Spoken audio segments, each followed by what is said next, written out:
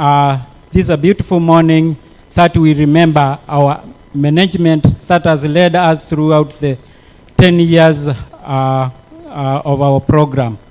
We thank all the staff that have worked tirelessly and partners who have worked with us to get where we are this day. Dear Lord, from the grassroots of our community to the head of the management, we have a lot of thanks to say to you. We submit the day's program into your hands. Lead us through, and at the end of it, we'll not forget to thank you. Dear Lord, there's the program for the day. I pray for all the facilitators, give them wisdom, and to deliver what they've planned for us the best way possible. And be with us from now to the end of the program, and we'll be able to give a lot of thanks to you. We pray, believing in our Lord Jesus' name, and we pray and believe. Amen. Thank you. A round of applause, tafadhali. Tusiketi, let us not sit. Let's be upstanding. Let's be upstanding. So we want to start with a very simple way, with a very simple SOP that we've always been using in the KP programming. How many of us are aware of the SOP? We are not aware of that SOP? So the SOP is as simple as all of us are standing, right? Let us sit. Let us sit. Good, good, good, good. Let us stand. Let us stand. Good. So all of us are aware of our stand and our seat. So we are changing our stand to be our seat and our seat to be our stand. So let us stand until they get it. We are starting again. We are starting again. Until we are leaving no one behind. We are leaving no one behind. Sawa sawa. So let us stand until they get it. Until they get it. In our seated positions. Let us stand. Let us stand. Let us sit. Let us stand. Let us sit.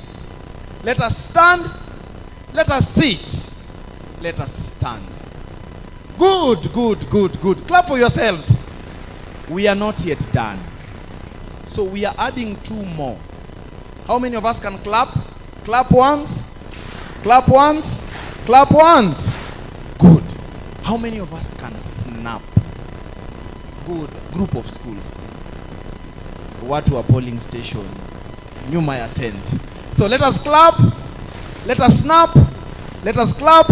Snap. Stand. Stand. Stand. Sit. Clap. Snap. Stand. Sit. Snap. Good, good, good, good. Clap for yourselves. Clap for yourselves. That is PhD at 10. So again, we are changing the rules. Our snap becomes our clap. Our clap becomes our snap. Remember, the first 2 remain as they. So let us stand. Let us clap. So let us clap.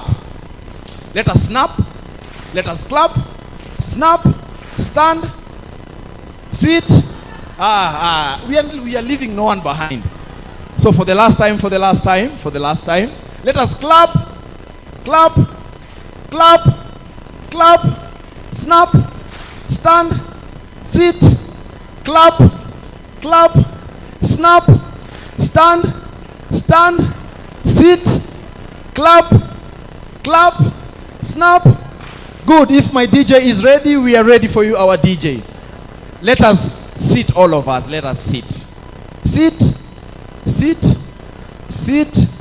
For today, our seat is our stand. Our stand is our seat. So for the speakers who will come after me, we have agreed that is the SOP for today. Our stand is our seat, and our seat and our clap. Good. DJ, if you are ready, we are ready. To your right. Nice. To your left. Nice. To your right. To your left. Nice. Nice. Tunaongeza maringo kidogo na kiuno.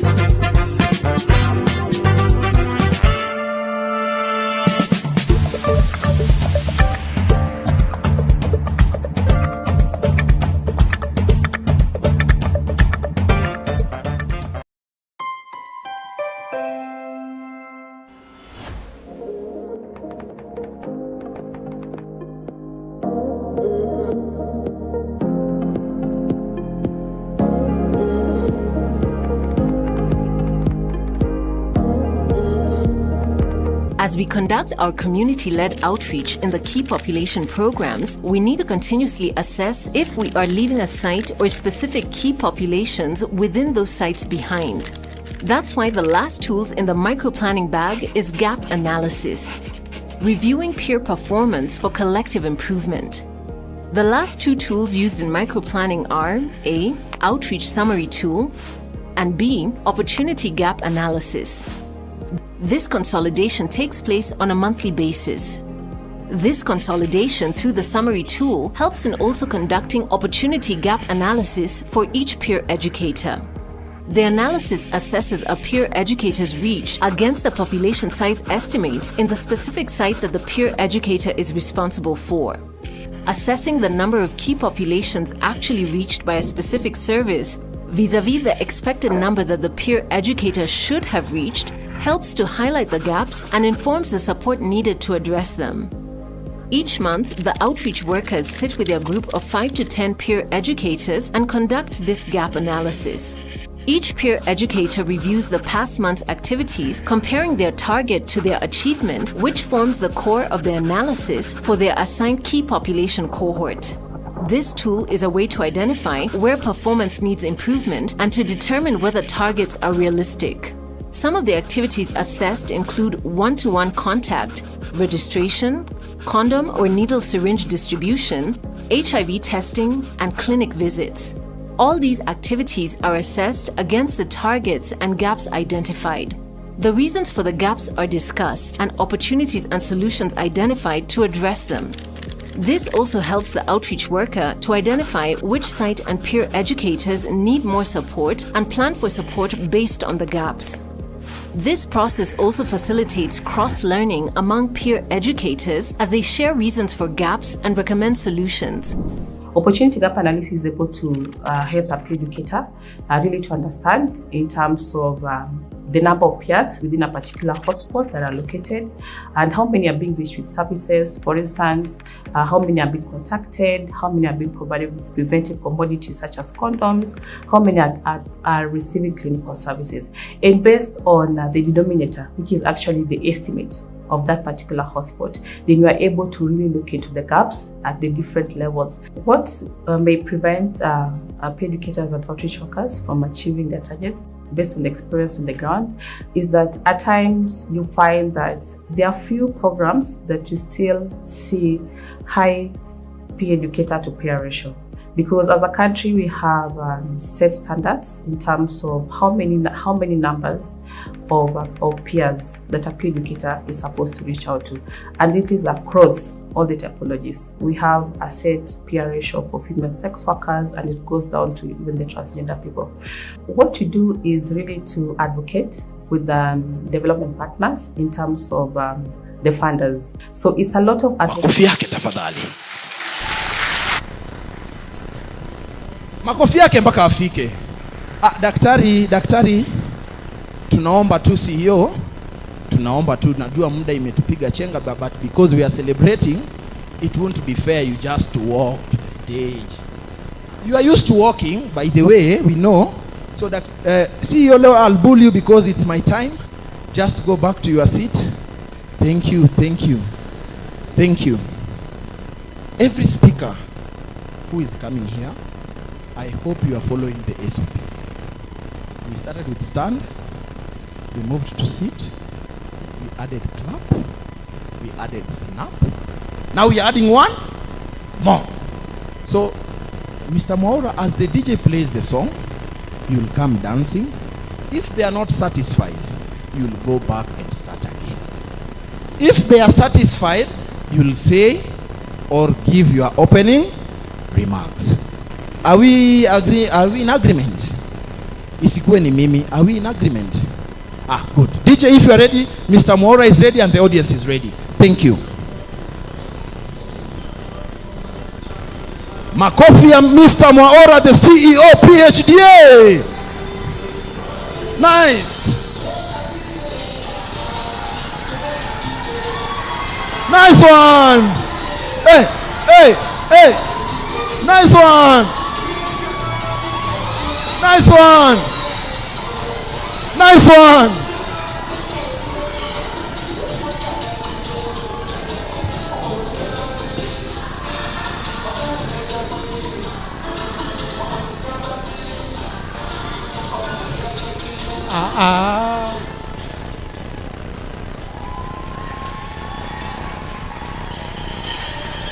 Makofi mazuri kwa CEO tafadhali. Good morning, everyone. Happy New Year. Indeed, it's a great day today to celebrate 10 years of Partners for Health and Development in Africa. It's our 10th birthday. Tuseme happy birthday. Happy birthday, PhDA. How old are you? Good. Mine is very simple. To say how happy I am, and how excited I am, and I would like to make the happiness and the excitement to be seen and to be felt by all of us. I would like to welcome all of you with all protocols observed to this event. And at this juncture, I would like to welcome one of our senior leadership team members to come and introduce people you may not know who are in this room. Karibu Joshua. Makofi tafadhali. And remember, we have a SOP. It's all of us who agreed. Kama ni mimi, Mr. Joshua, yes. If it's the SOP, DJ, if you are ready, he is ready. If you are ready, makofi yake tafadhali.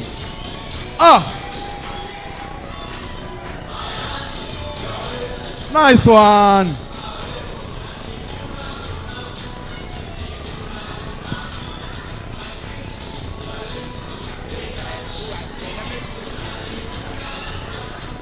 DJ shikilia. We are in unison, that's okay? That's not okay. Okay, another one. You just come as we do you another one. You just go back to your seat. DJ, he wants another one. He wants another one. If you are ready, he is ready.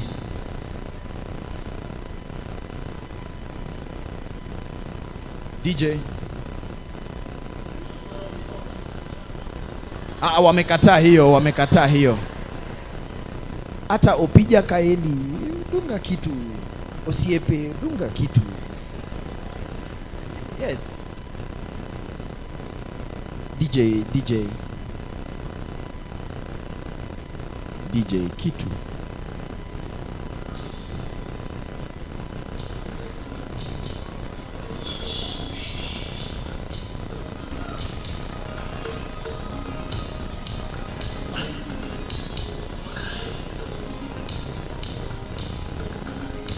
If you are feeling the vibe, you can stand. We are celebrating PHDA. If you are feeling the vibe, you can stand. Nice one. Oh.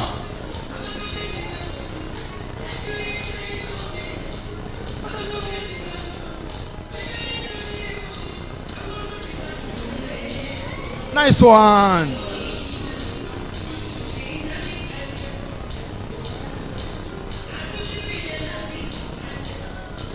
Nice one, my DJ. Nice one, my DJ. Nice one, my DJ. Okay, good morning. Happy New Year. All protocols observed. Peter, I'm supposed to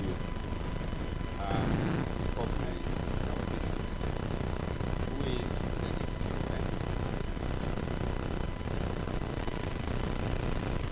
And yes, Helga is here, but not representing us. Nairobi County.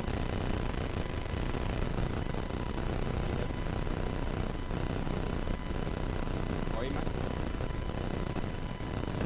You're here, Miss Carmen Font. Our hostess. So the pastor. Cassie. Okay. Again, all of that, my task is actually very easy. One of the teachers. And I think it just said today I'm one of the conditions. But I'd like to recognize a few of our key members. We will start with Peter, our CEO.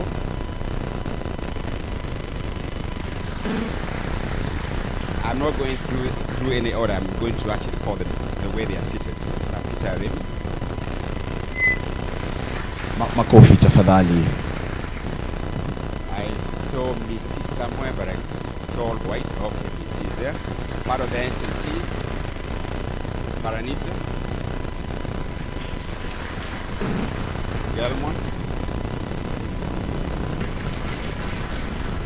My brother Keith. Helga. And then Dr. Steve Moses, who actually inherited the books from way a long time ago, yes. I think it was a donor. I'd like to welcome anybody else who have actually missed out. I'm actually looking proud, but all of you look white. Whoever I missed out. Okay, so without much further ado, would I welcome Dr. Steve Moses to actually deliver his speech. Yeah. Oh, yes. A round of applause, tafadhali. A round of applause. So, remember, Steve is the chair. Mr. Steve, you can have your seat kindly. You can have your seat first. Thank you. Thank you. So, Mr. Steve is the chair. Should we continue with the SOP or we should amend? As it was. Yes. DJ, if you are ready, chair is ready.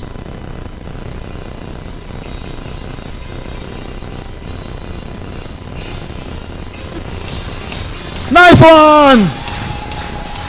Nice one!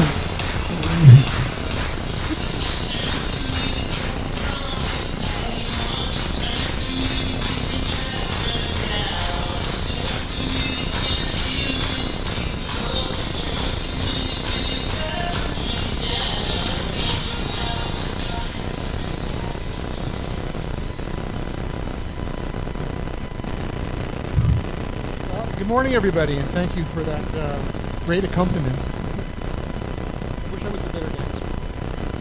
I do my best.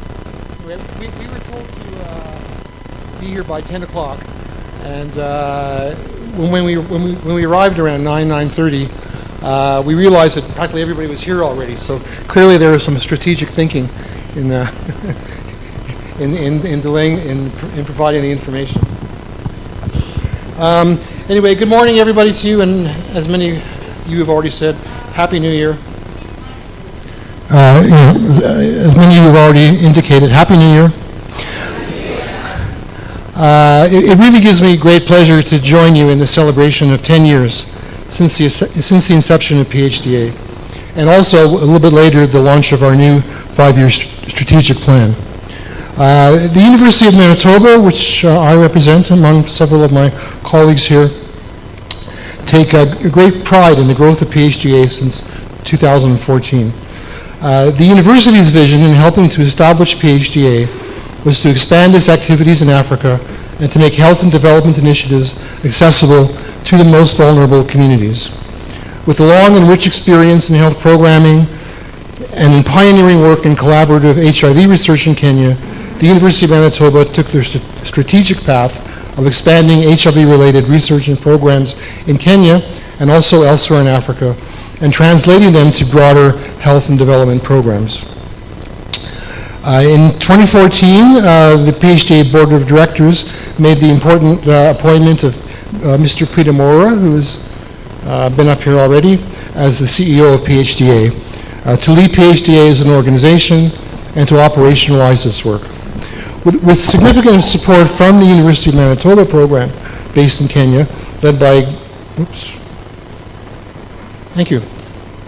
led by Larry Gelman, who's here, Joshua Kamani, also here, Lisa Avery, John Anthony, who was one of our original leaders in our original leadership group, and Parinita Bhattacharjee, who is also here. PHD developed new organizational policies, systems, and structures.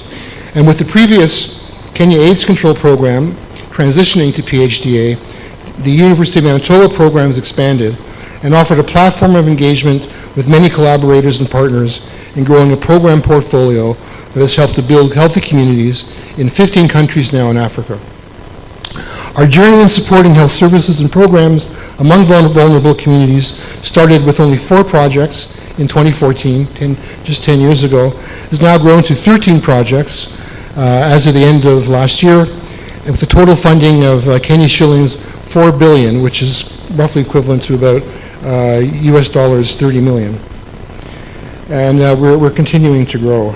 Today is therefore an exciting occasion to reflect on PHDA's 10-year journey and the impact that our work has had on the communities that we serve. The lessons learned over the past 10 years that will define our trajectory into the next decade, as outlined in the strategic plan that we're launching today, which reimagines the health equity agenda for vulnerable populations. So we really want to sincerely thank all of our staff, partners, and community members, communities that we work with, many of whom are here today, as outlined in the strategic plan that we're launching, which reimagines the health equity agenda for vulnerable populations. So we thank all of our staff, partners, and communities for helping to make PHDA a successful organization. Please join me in celebrating the 10th anniversary of PHDA.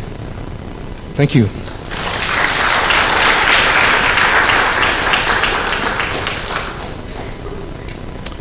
And next up,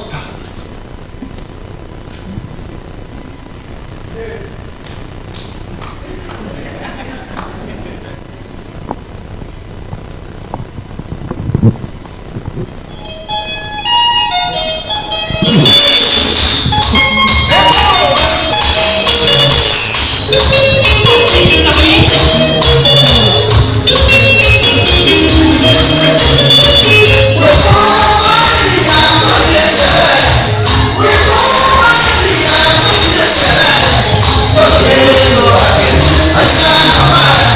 on, Mr. Chair. Good.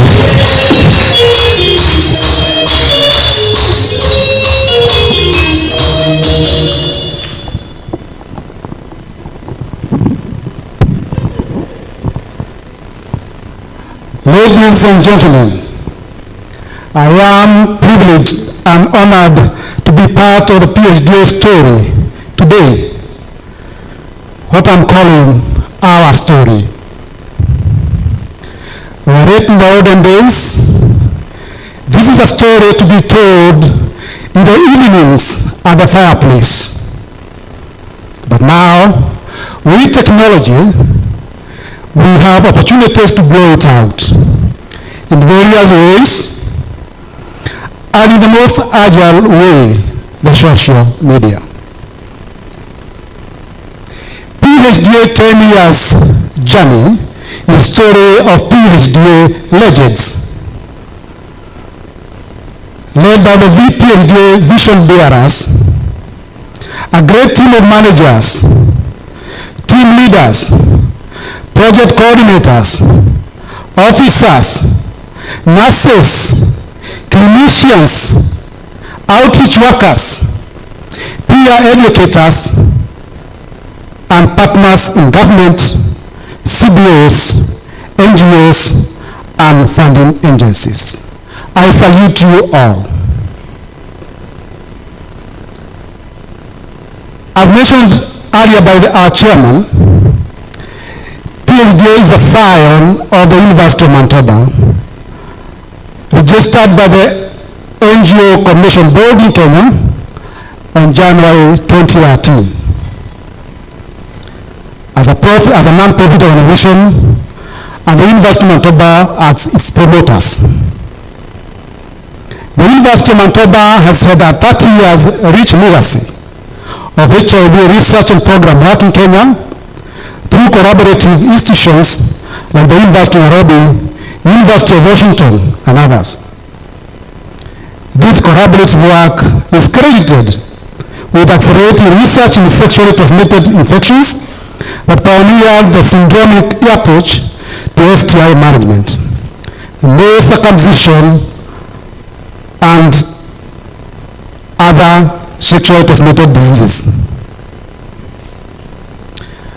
The big change, it happened in October 2014 when PHDA formally took over the University of Manitoba programs that were being run under the Kenya AIDS Control Program, shortly referred to as KACP.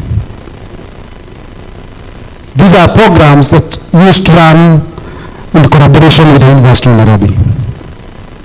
The programs mainly focused on STI, HIV, and AIDS research, HIV prevention, care and treatment, health institutional strengthening through technical support the government of Kenya through NASCOP and NSDCC. So we build capacity of local partners and consultation with our staff. At the very start, we were able to develop our vision, our mission, our core values, and focus areas. And our mission remains healthy communities in Africa. Our mission, increasing access to health for disadvantaged communities in Africa through system strengthening, research, program development, and partnerships. Our core values are teamwork, accountability, professionalism, integrity, and equity. What does our core values mean to us? They embody our deepest beliefs and our highest aspirations as an organization.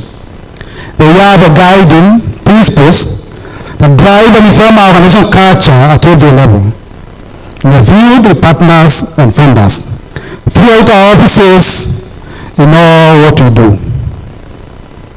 These values help us consistently answer common but important questions such as, what does PHDA believe? What drives our behavior and culture? And they are guiding principles that reflects our actions. What are strategic focus areas? We have 4 focus areas. The first one is program development and delivery. The second one is system strengthening, research, partnerships, and collaborations. When we did some analytics on these 4 focus areas, we have invested 62% on programs, development and delivery.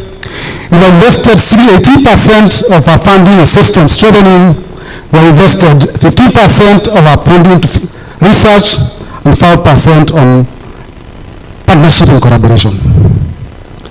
Ladies and gentlemen, we may not have been able to achieve all that without supportive systems and structures, what we call organizational development.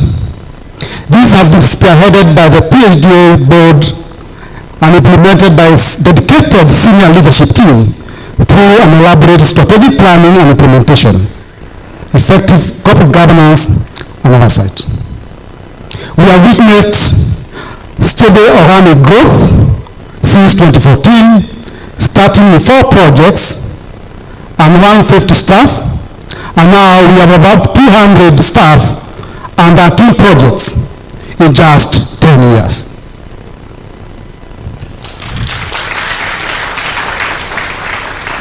In total, for the last 10 years, we have managed 40 projects.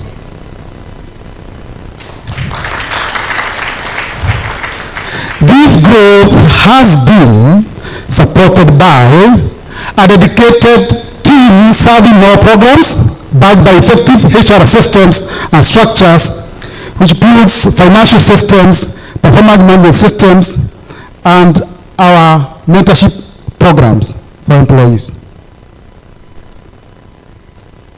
We have been audited by firms of international repute, and we can affirm that our systems are sound and of good practice. We have robust operational systems with effective risk management systems in place for the management of operations, procurement, finance, and assets. These systems are supported by the established policies, systems, and structure over the course of the 10 years to first transformative journey. Development of our staff has been a priority. Our statistics show we've been able to retain 70% of our staff. We need to clap for ourselves. And having said that, I would like to invite 2 of our staff members to tell us a story. Welcome, Maureen Akolo and Joyce Adhiambo. Karibuni. Makofi yao tafadhali, makofi yao tafadhali. Rudi uketi, rudi uketi, rudi uketi. SOP. DJ huyu anapenda wangala, huyo ni that is an wangala girl. Nyapap. Yes, sasa wekea yeye wangala ndio msuri. Yes, SOP. SOP ni hile hile. DJ ukiwa ready, ako ready. Keti kwanza, mpaka lazima tusikie muziki kwanza. Unaweza simama to confuse and then the DJ can fail to play the music and I'll be in a lot of problems because that's what I'm being paid for and the DJ is being paid for that. Good. Twende kazi.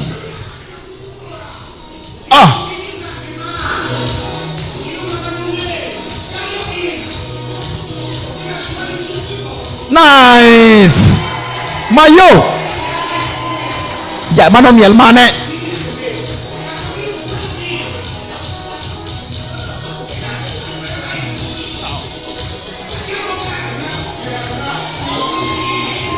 Hey, makofi tafadhali. Nice one. Good. Good.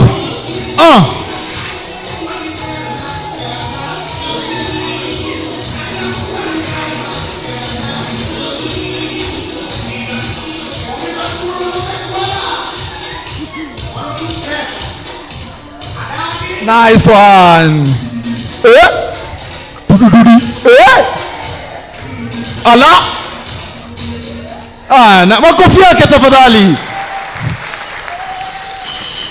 Parnita, in the Luo they say that is juogi.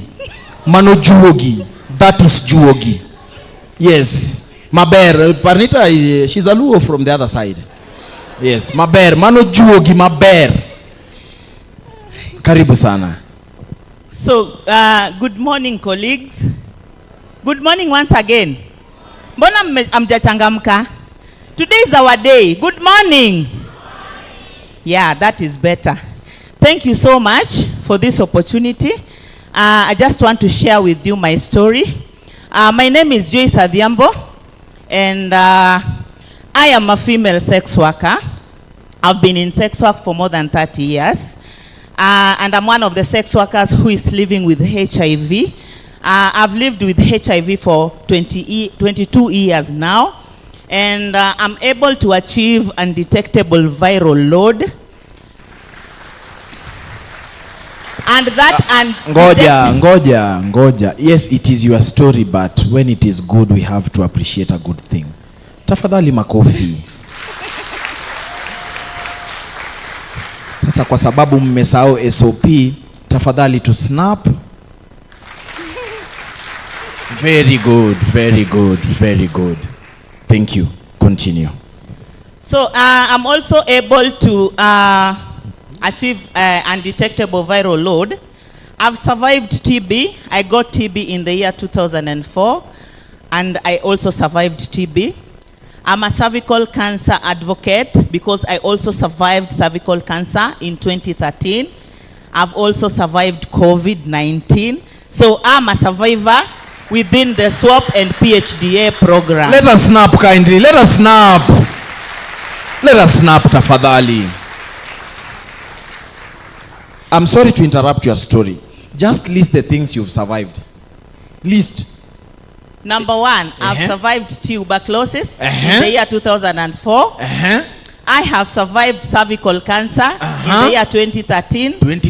And I've also survived COVID-19 in 2021. Makofi tafadhali.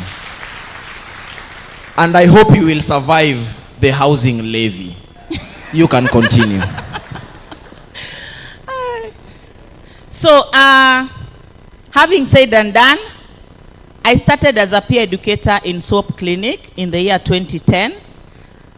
During those days, I was a drunk woman. Mama Kalewa kule mtaani. Okay, I'm not comfortable standing here. I just want to move around. So, nilikuwa Mama Keroro kule mtaani.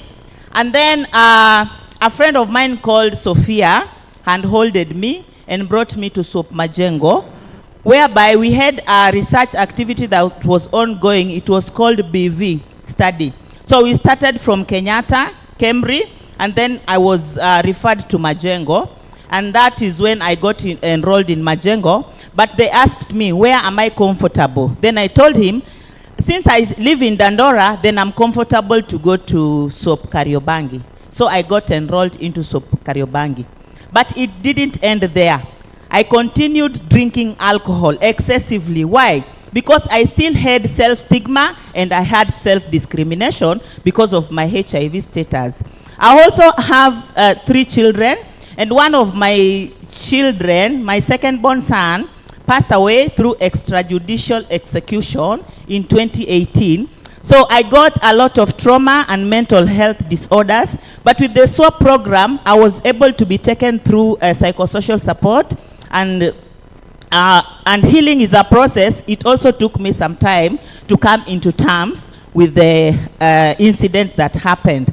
I also have another son. My firstborn son used to be so much alcoholic. So I used to go to Anto. Anto, my PO, where are you? My prevention officer. Anthony, tafadhali simama wakujue, wakuone. We just want to see the beauty that is in the program. So I took Anto, I gave him the task to take responsibility of taking care of the boy.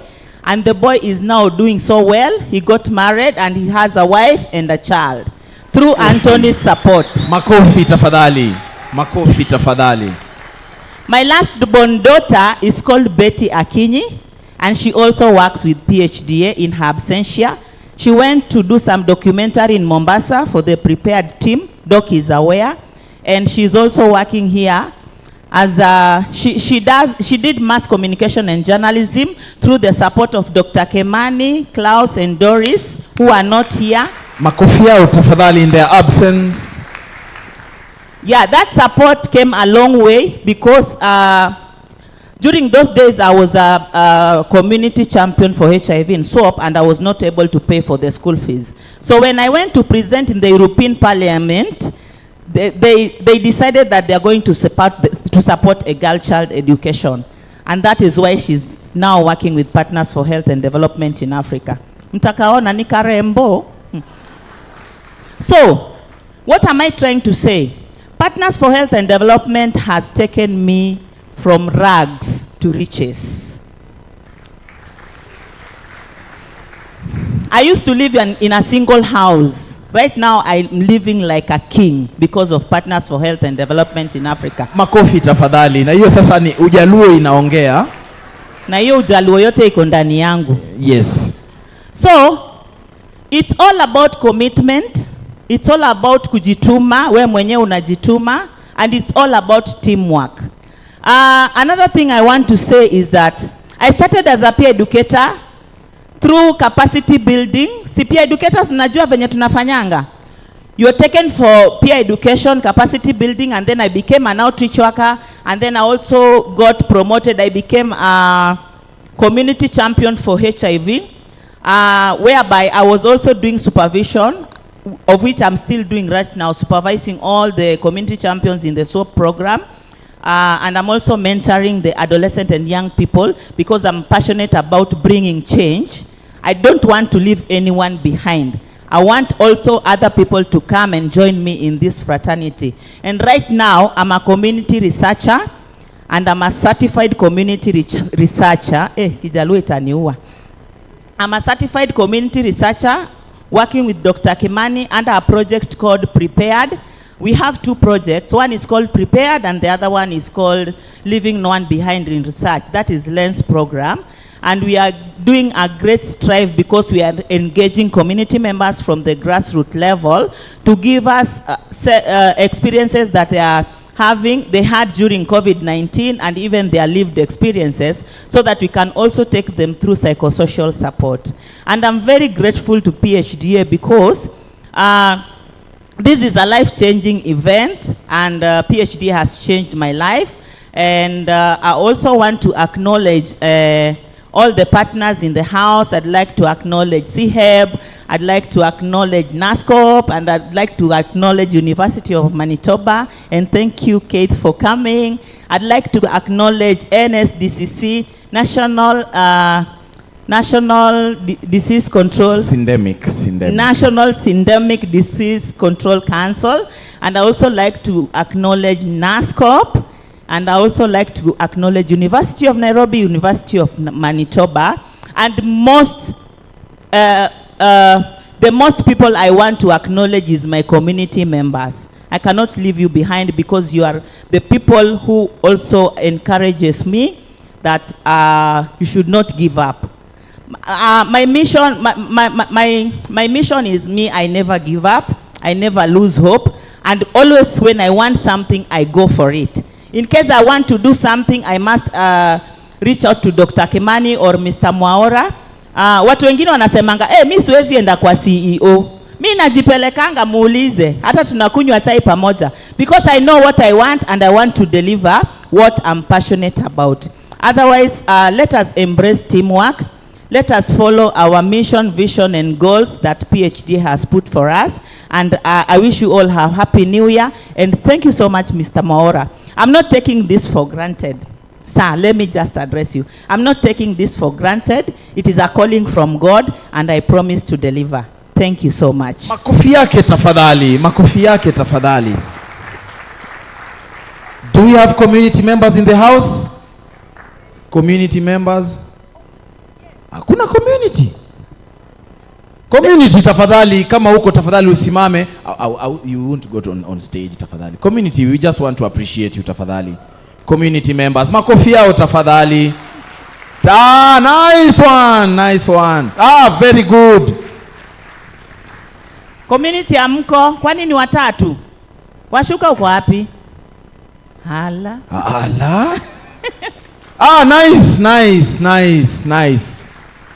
Thank you so much. Karibu sana. For those who attended the World AIDS Day on the 1st of December, you remember the theme of the World AIDS Day 2023?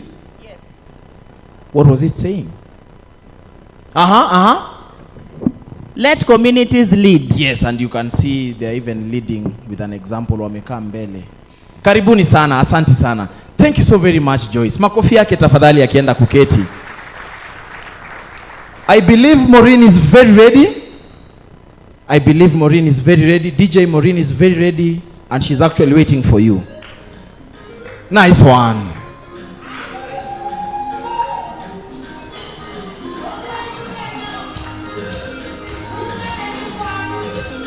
Nice one. Chug it.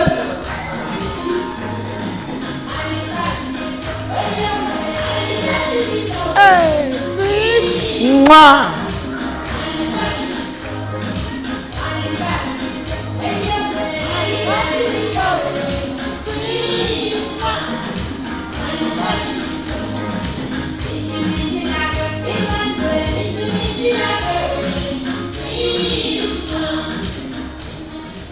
Makofi yake tafadhali. Are we happy? If you are happy, I'm happy. The floor is yours, Maureen. Thank you so much. I'm a woman of very few words. Yeah. So, happy PhD 10 years. All right. So I'm just here to, give my story, how I've been progressed in PhD, KACP, University of Manitoba. I actually joined University of Manitoba, by then it was called KACP, 20 years ago, 2005. That time we only had two facilities. It was Majengo and Pumwani. And I became the site leader for Pumwani for a number of years until I transitioned to management.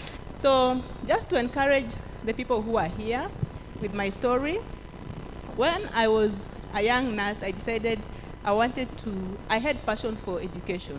So I wanted to pursue degree in nursing, and the only university that was offering upgrading nursing by then was Aga Khan University. So I had to find a way from Western Kenya to come to Nairobi to get my education. So I worked for 6 months, night shifts. Every single Monday I was on the road, either coming to Nairobi or going back to Western, just to get a hospital that can actually take me up. And then when I work in Nairobi, I'll be able to go to attend Aga Khan University for my bachelor's. So all went well. After 6 months, I actually got a job with Gertrude's Hospital. And then after 3 weeks, I got a job with the University of Manitoba. Yeah. And then I tried to go to school, but I was told, now you're a new employee, you won't actually be able to, I will not allow you to go to school, but work for us for some time, then we allow you to go to school. So that was 2005. And then 2010, with the help of Dr. Larry Gelmont and Dr. Joshua Kimani, I actually got into, start my bachelor's degree. After that, I did my master's, and then I actually even did my PhD. So in... Ngoja kidogo, ngoja. You started with? Just list. Okay, so I did my bachelor's. Bachelor's in? Nursing. Nursing, very good. And then I did my master's in public health, monitoring and evaluation. And then I did my PhD. And I even did my fellowship in the UK for higher education. After PhD, it's called now fellowship. Yeah. Okay. Makofi tafadhali. We are very familiar with the swallowship. Yeah. We are not, yes. So we were working on contracts. 3 months contract, 6 months contract, 1 year contract. We never got anything beyond 1 year contract. But we never, gave up. We believed in our leadership because we believe that they're going to work hard to get, the funds and keep us going. And actually that is what has been happening for the last 20 years, we've not, gone without any funding. But there's somebody who does a lot of work to ensure that they keep this boat going. So I'm really grateful to the leadership. We have Dr. Kimani, Dr. Larry, the team from Manitoba. They've really done a good job to ensure that this work continues. Yeah. So for those ones who are in PHDA and you think maybe you can't do anything because you have a 1-year contract, you can actually do so much. Yeah. From that, I have actually achieved a lot.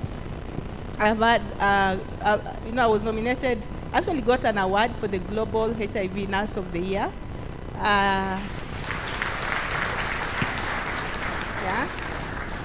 In New Orleans. I have authored a book. I'm the lead author that we're going to launch. Makofi tafadhali. Makofi. So it's here. Maureen, just wait. You know, writing a book is not something easy. How many of us remember the essay writing in high school and primary? How many? I think we went through that, all of us. So you can imagine writing an essay of 300 words was a struggle. For her, she has written a book yawa. Simumpige tu makofi mzuri. Huyu ni mwandishi jamani. Yes. Thank you. Thank you for that. So we have written a book with my colleagues on history of HIV and AIDS in Kenya, evolution and contemporary issues. It has a lot of good information because we thought the young people of today do not understand how an AIDS patient looks like. Yeah, so we actually brought the story and even pictures so that somebody, the young people can actually understand when we say how HIV and AIDS started, and they have a history that they can actually refer to. So we are grateful for that. I've actually gone through, moved up through the ranks. I was a research nurse when I reported to PHDA. That was KCP then. Gone up to Deputy Director, Clinical Services. I'm also an assistant professor as we speak. Makofi tafadhali. Makofi tafadhali. So PHDA, I can say, has made me who I am. PHDA, University of Manitoba, KCP, then PHDA. I am because Dr. Kimani was there, because Larry was there, because Manitoba was there. That's actually, I am who I am because of actually that particular platform. So you can also utilize that and you can actually go very, very far. So I think that is my story. Thank you so much. A round of applause, tafadhali. A round of applause. We can continue clapping. Oh, and my apologies. I didn't put on the uniform because somebody hid my shirt. Next time I'll hide it before they hide it. Huyo mtu, let Larry not hear this, and Parnita, ule ameficha shati ya professor. Pahada holder, tafadhali, whoever you are not doing good, huyo ni professor. She's in the ranks of Otienda Molo, if you know Otienda Molo, senior counsel. Yes. After me, I'm almost there, but fellowship, I'm coming. I'm still at swallowship. So, ladies and gentlemen, Mr. Ambrose and Evans, Mr. Ambrose and Evans, tafadhali makofi yao wakija. Makofi yao wakija.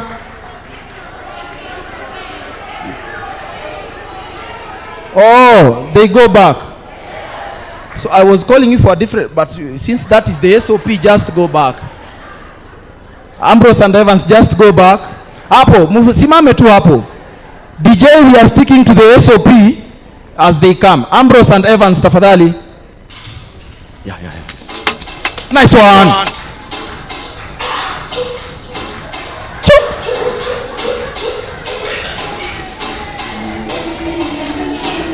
Nice one. Good. Thank you. Very good. DJ Shikilia. Mr. CEO, you can see we can have a group of dancers even in the organization. Yes, I love because they are not left-footed, both of them. Asanteni sana. So, ladies and gentlemen, at this juncture, we want to have a skit from a very renowned company, a company called Apex Glint. Kidogo to DJ, a company called Apex Glint. It's an international company. It has done numerous things in the HIV world. in the entertainment industry and also in the education industry. They perform edutainment, not only entertainment. For those who don't understand edutainment, if you get to our levels with Maureen, the fellowship and swallowship levels, you will get to understand what edutainment stands for. So without further ado, we are also trending, by the way, and at this juncture, I'm allowing everyone to remove their phones. Remove your phone, remove your phone, remove your phone, remove your phone. Good, good, good. Bas. Everyone has his or her phone on kwa mkono. Twende Twitter. Oh, the current generation calls it X. X. Not ex-boyfriend, ex-girlfriend, X. Are we there? Good. So if we are there, we are trending with the hashtag. Kwa Kiswahili tunasema alama ya reli. PHDA at 10. Hashtag PHDA anniversary. The best tweet. The best. We have a giveaway for you. And you never know. You see, if we have two evidence, PHDA, we have executive directors, you never know. You might be the next director. So the best tweet, we have a gift for you. We will be highlighting them on our screens all over. So make sure you tweet, make sure you tweet. I'm giving you in the next one, alama ya reli. For those who are not finding it, alama ya reli, capital P, capital H, capital D, capital A, at AT10. Alama ya reli, hash, or Twitter handle, PHDA, capital P, capital H, capital D, capital A. Anniversary, capital A. We are trending. Nani ameipata wa kwanza? Kwa mara ya kwanza? Aya. Kwa mara ya kwanza? Who is there? Who is seeing the page where we are trending? Good. Stand. Just have a stand. Good. Simama tu, usiogope. You are not coming here. I know coming here is the problem, but you know the people at the back are not seeing you. So DJ, sumpatia kuja hapa wamuone alafu atarudi. Just come, they see you. You never know. DJ tafadhali. And remember, Apex is ready. Take the few seconds you can take. Tafadhali. Nice one. Nice one. Good. Shikilia DJ. Yeye ndiye amepata the Twitter handle. You are the first one to find that Twitter handle, right? So you'll see me after the event, right? We have a good hotel here, but remember it is at your cost. Thank you so very much. Ladies and gentlemen, a round of applause for Apex Glint. Apex Glint, the floor is yours.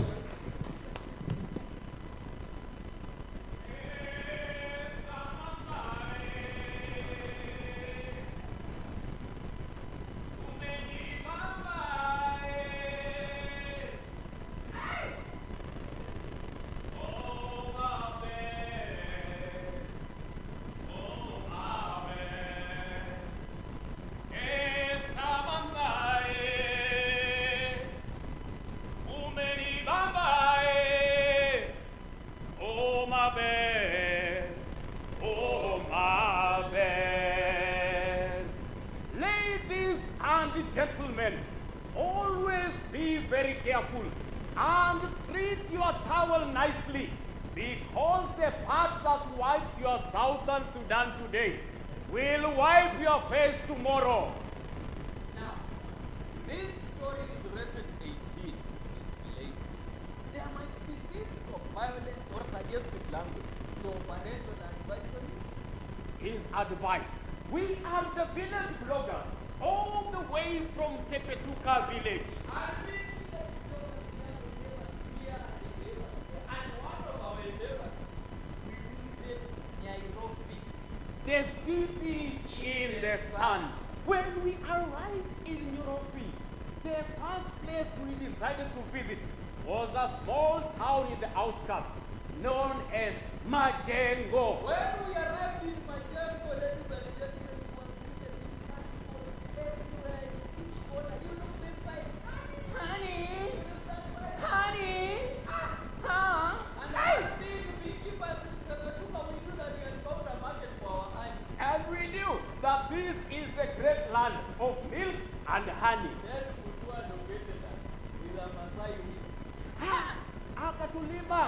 And this is where we realize, and so very beautiful women with very tight and short skirts that started from here and ended just here. Yani, to put it into perspective, you might have thought that these people are wearing masking tape hapa. My friend, we were shocked beyond recognition.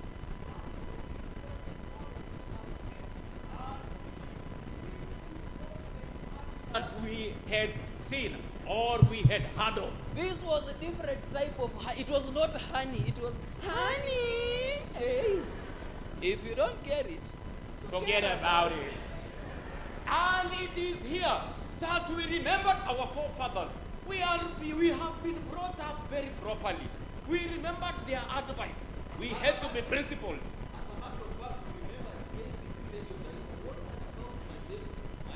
Sirudi tena, majengo sirudi tena, majengo sirudi tena. Huko kuna And it was here that we had to make a very tough decision. We decided. I looked at my friend. He looked at me. I was thinking something and I knew you knew what I was thinking. No, I know what I was thinking, but I did not know what you were thinking. But it was here that we made a decision to stay in Majengo, Bwana. We are bloggers. Bloggers stay where the story is. Yes, and it is here that we started talking to the honey sellers who told us very interesting stories of how they found themselves in the streets. We found out that people were just getting bad ideas about honey sellers. It was a trade like any other, by the way. They also gave discounts. And that is when we looked at a far distance. Huyu ni nani? Now you're seeing someone. Huyu ni nani? It was a girl we had gone to school with. Samantha! Ana kasura ka upole, miaka nenda rudi ya zeki. Tena ni mti wa jimu. Shepu ndo inawapa wazimu.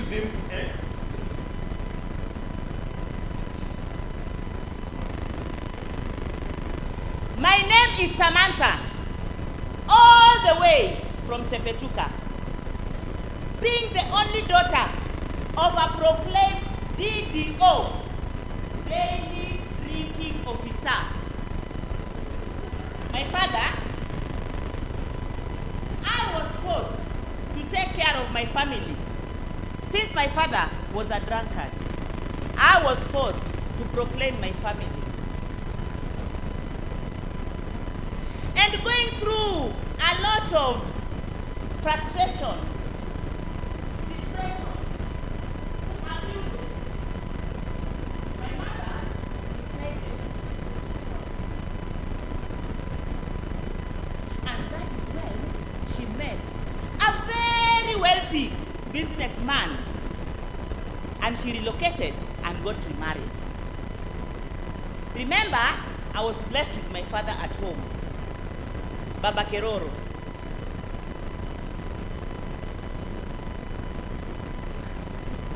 Unfortunately, my father died.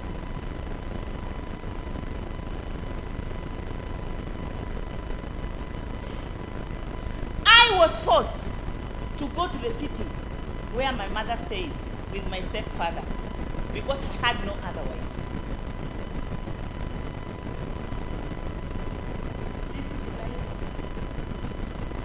That I'm jumping from the frying pan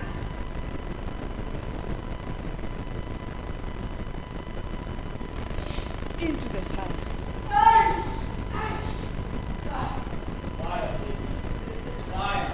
Hey, Samantha, the epic beauty of a village kienyeji.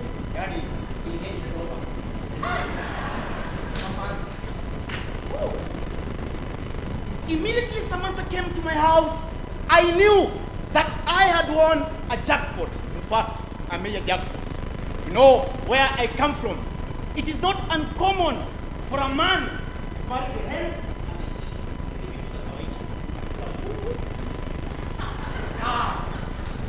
My efforts to get to Samantha bore no fruits. How could a girl so poor, desperate, reject such a man of great stature. What could I have done? As a man, I threw Samantha out of my house, aende akapambania huko kwa street, pambana na hali yako kienyeji. Beba, beba, beba, beba, beba, beba. Ni ya leo, ni ya leo. Karibu customer. My name is Shiro. I make everything available, from the finest Chinaware to the latest innerwear. In this street, we need to learn how to survive, because it's the strongest. In this street, where we walk by day, where we walk by day.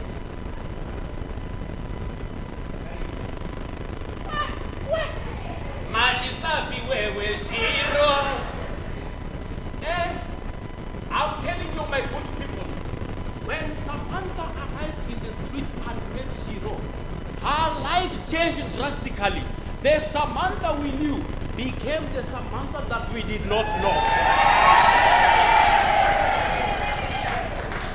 Samantha changed from an overdressed village Kenyan Promax girl to an underdressed city girl.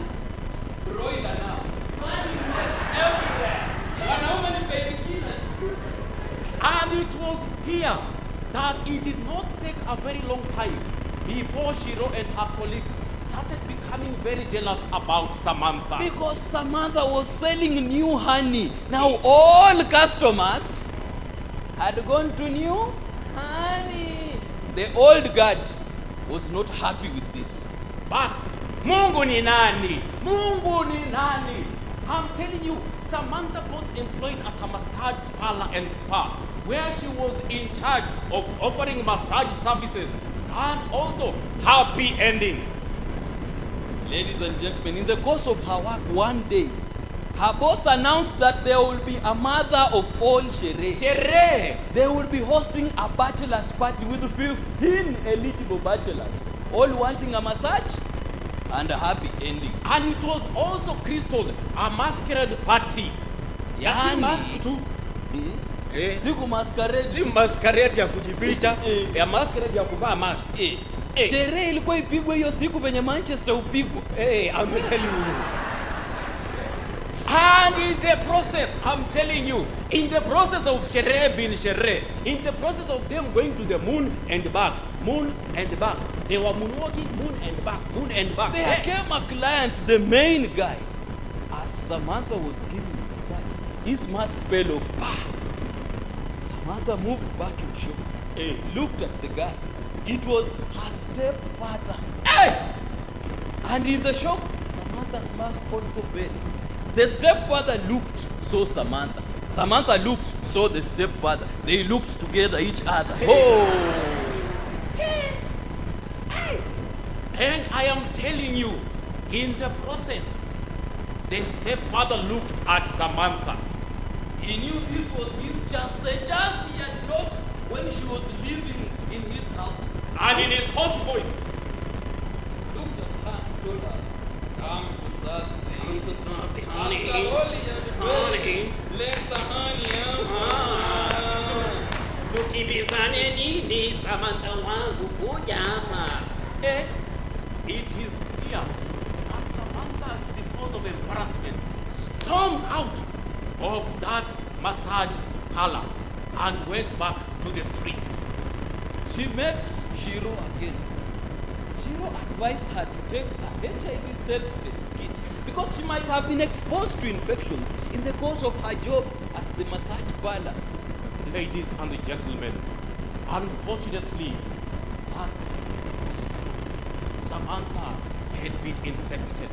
Our beautiful Queen Bee had lost her sting and she became restless and also came to the brink of death. Having no support from anyone, not knowing where to get support, fearing discrimination, fearing stigma, Samantha treated her herself. She lost appetite. She lost her taste of life. She became Machozi machozi yangu yote namalizika, mie nitabaki na nani? She went to her social media and announced that she wanted to take her own life. But in our blogging endeavors, as we were going through social media, we said, na huyu si ni Samantha na So huyu ni Samantha nasi bwana. tunamjua. Tumwache. Sisi tumwache. Hatuwezi. Hatuwezi kumwacha bwana. So we looked for help. Yes, by this time, the Partners for Health and Development in Africa had already been registered as a non-profit organization, and it was working very closely with the Kenya AIDS Control Program.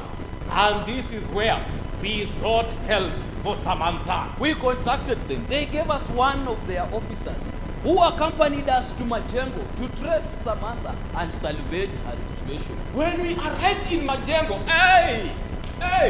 Samantha was worse than she was emaciated. She was not eating. She was depressed. She had no company.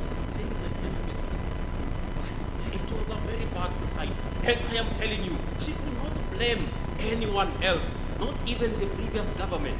And I am telling you, it was here that we had to make a decision for Samantha. We had to support her, Bwana. We had to stand like men. We are strong men, So Bwana. we did what every other man in this audience would have done. We fainted.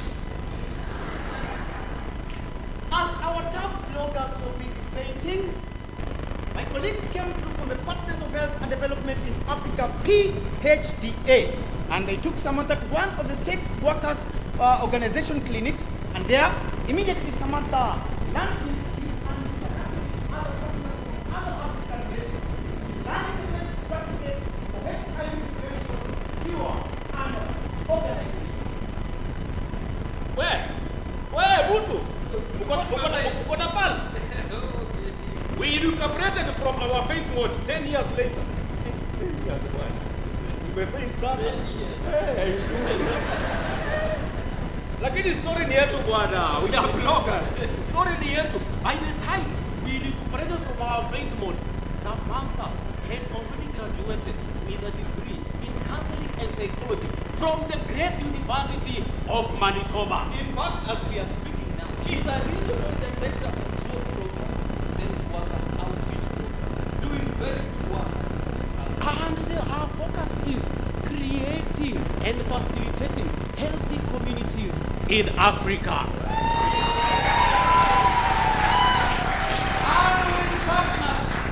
With partners like NASCO, NSDCC, CHEP, Kemuri, Soap Ambassadors, mention yourself. Bar Hostess, University of Nairobi, Aga Khan University, University of Manitoba, Kemri, University of USAID, USAID, CDC, ETC. And as Spirit bloggers, we were not left behind. We are also the biggest partners. And as we speak, we are already trending because we have told the beautiful story of Samantha, courtesy of Partners for Health and Development in Africa. and by the way, PHDA is offering technical support to the county government and even the national government. Long Live live PHDA! A round of applause tafadhali. Makofi mazuri, makofi mazuri, makofi mazuri. Shiroma Lisafi. Shiroma Lisafi. That was Apex Glint. And ladies and gentlemen, we are going back to our program and we are picking our SOP once again. I know we have visitors and it won't be fair if they leave without understanding our SOP for the day. So let us stand. Let us sit. Let us clap. Let us snap. Good. So, Dr. Tiso, I don't know if you've gotten the SOP. So, the SOP is as simple as this. Our stand is our seat. Our seat is our stand. Our clap is our, and our snap. Good. So, let us stand. Good. Clap. Snap. sit, stand, clap, snap, sit. Good. In our seated positions, the DJ, we want to do a little more energizer and then we can continue with the program. Our DJ, if you are ready, we are ready. Feel free, we are celebrating PhD at 10. Are we ready? So we want to see your money, your wealth. We are starting from here. Na unakunja sura. Siwaoni watu wa rumba. Ati nini? We go round as Mombasa people with our fingers on the air. We go round. We go round. Nice one. So we are moving towards this direction. Let's go. Towards this side. Nice one. This side. Nice one. And then we take it pole pole. With a smile on your face. Nice one.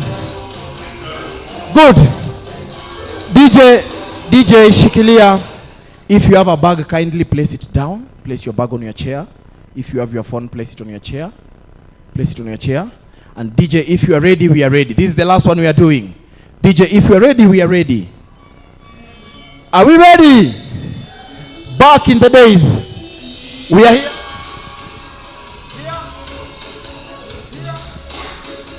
Down, up, down, up, down. Let's go. Up, head, shoulder, waist, jump.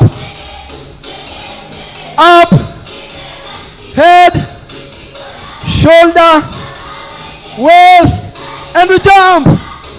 Let's go. Up, head, shoulder, waist, we jump. Let's go. Up, head, shoulder, waist. Let's jump. Nice one. Left to the right, to the left, to the right, to the left, and then we do it. Hit your neighbor. Get a neighbor. Nice one. And then we finish with the Oga style. Everyone. Ati. And then we go that side. That side. Do you remember Michael Jackson? Everyone, we're here. Are we here? Then we go 1, 2, 3, go. Small steps. Nice one, DJ. Thank you, Mr. DJ. Thank you, Mr. DJ. We will pick it from not just there. You've heard it. From honey. Thank you so very much, ladies and gentlemen. And at this juncture, allow me to welcome PHDA CEO, Mr. Peter in the Bible, Mwaura. Makofi ya CEO tafadhali. Hiyo si makofi ya CEO. Makofi ya CEO tafadhali. DJ ngoja kwanza. Ngoja DJ. Mr. Mwaura, are you satisfied with the claps? Imagine, let me give you a small story. PHDA is the only organization that is organizing an event in January in Kenya, day 45 of the 90. Imagine, and even the month has already taken a sharp corner, and PHDA can host an event. Makofi ya PHDA tafadhali. Haya, sasa makofi ya CEO. Good. With all the partners that have supported this event, makofi yao tafadhali.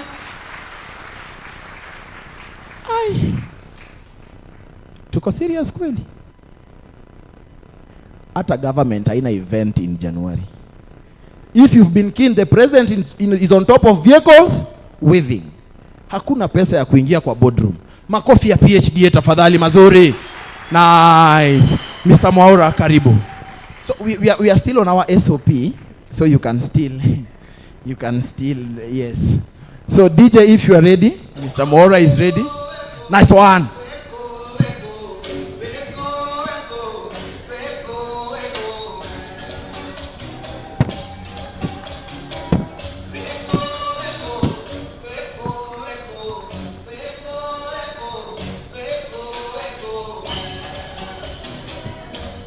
Mr. Mwaura, we are here. Hawa ni watu wa magota, wanajua tu hapa. Magota. Karibu sana Mr. Mwaura, karibu sana. Thank you Mr. DJ. Wow. PhD at 10. Happy birthday. I would like to appreciate and recognize our guests and partners who have arrived now. You have time to call you out. Feel welcome. At this juncture, I'm so excited. I'm so excited. This great organization could not be here were it not for who we call vision bearers. Tuseme vision bearers. Vision na Kiswahili ni ono. Ono. I don't know bearers na Kiswahili ni nini. Wabebaji. Wabebaji ono, vision bearers. Vision bearers. Yes. So, at this time, I would like to recognize and welcome the vision bearers at the stage to say something. But before I do that, I would like to give you a small background about our 4 focus areas. We have 4 focus areas as an organization. We have program development and delivery, where we implement programs. We have systems strengthening, where technical support unit does a lot of work on that. We have research, and we have partnerships and collaborations. Those are 4 focus areas. And each of it has a dedicated senior leadership team member who is part of this team, great team of vision bearers. I would like to start with research, because research, actually, we are coming from a research background.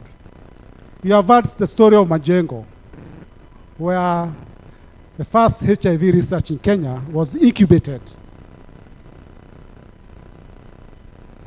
So I would like to welcome Professor Keith Folk to talk about a few things we may not know, or we know about research, what we've been able to achieve in the last 10 years.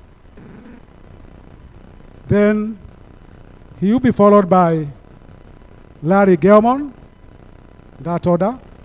Larry Gelman will talk about partnerships and collaborations and the genesis of HIV programming in Kenya, especially at PHDA.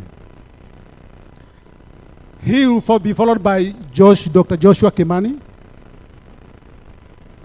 another legend.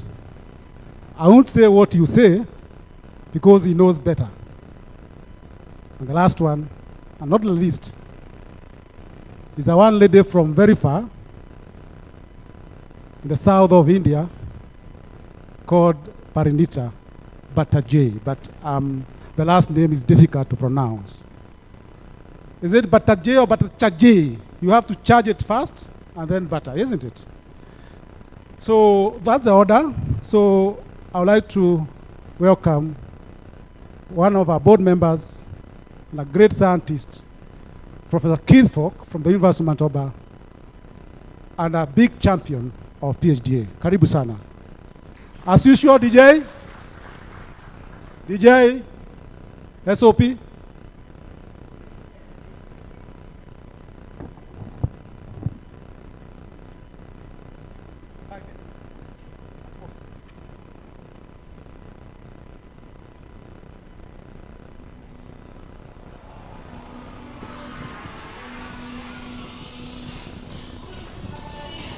Nice one. Woo!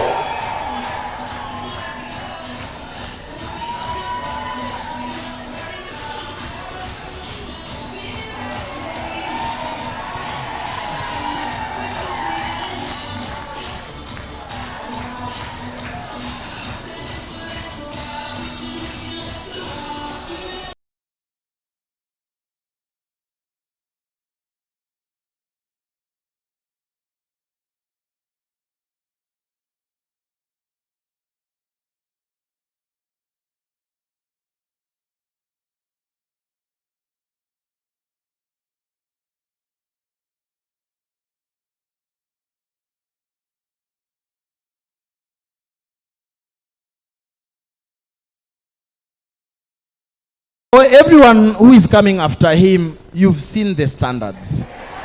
We are not going any lower than that. So prepare yourselves. You've seen the standards. Karibu sana. Asante sana. Happy birthday, PhDA. Happy New Year. Happy Friday. So as mentioned, my name is Keith Falk. I work for the University of Manitoba, and I've been in partnership with the work here in Nairobi since 1988, and coming to Nairobi since 1990. So how many people here were born after 1990? Want to raise your hands? After 1990? Yeah. So I've been in partnership here for longer than you've been alive. So I think that makes me your grandfather. So we do there's a lot of different kinds of great work that goes on at the University of Manitoba, Nairobi, and with PhDA. I'm a laboratory scientist, so I study the immune system. I study your blood and the cells of the blood, and we study molecules, and we try to find out why some people don't get HIV when they're exposed, why some people progress to disease very fast, why some people get HPV and then they clear it, and sometimes why they get HPV and it goes on to get disease. So we study the immune system, but none of that is possible without great organizations like PhDA and without great community partners. We don't study disease, understand the diseases. We study the diseases so that we can cure people and so that we can make people live better. And none of that is possible without our great community partners, such as SWAP ambassadors, SWAP, and all of our community partners. So it's a pleasure to be here today. I think we do good science. And just to give one story, since we're storytelling today, recently we put in a grant to an agency in Canada to study the human papillomavirus and the immune system. And it was reviewed by all across Canada, by the best scientists in Canada. And of all the grants that went in, that grant was ranked the very best. And the reason that it was ranked the best, they said that the team was very good, that the leadership folk and others were good leaders, and that the idea was very good. But the main reason that it did so well is because of the long relationship and the great community support that the grant had. So because of the great involvement of PhDA and staff and the community, we're doing the world's best research. So you should all be very proud of yourselves that you're part of a team that is really making a difference. That's all I have. Asante sana.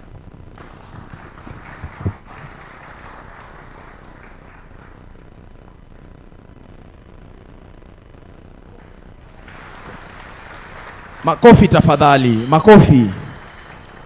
Okay, if you don't want to clap for him, just clap for the dance. Clap for the dance. Yes, I knew you'll clap for the dance. Good. Ladies and gentlemen, I know the tempo is going higher for the next person.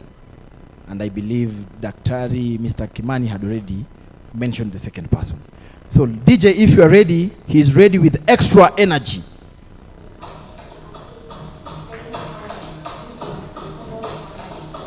Nice one. Hey. Nice one.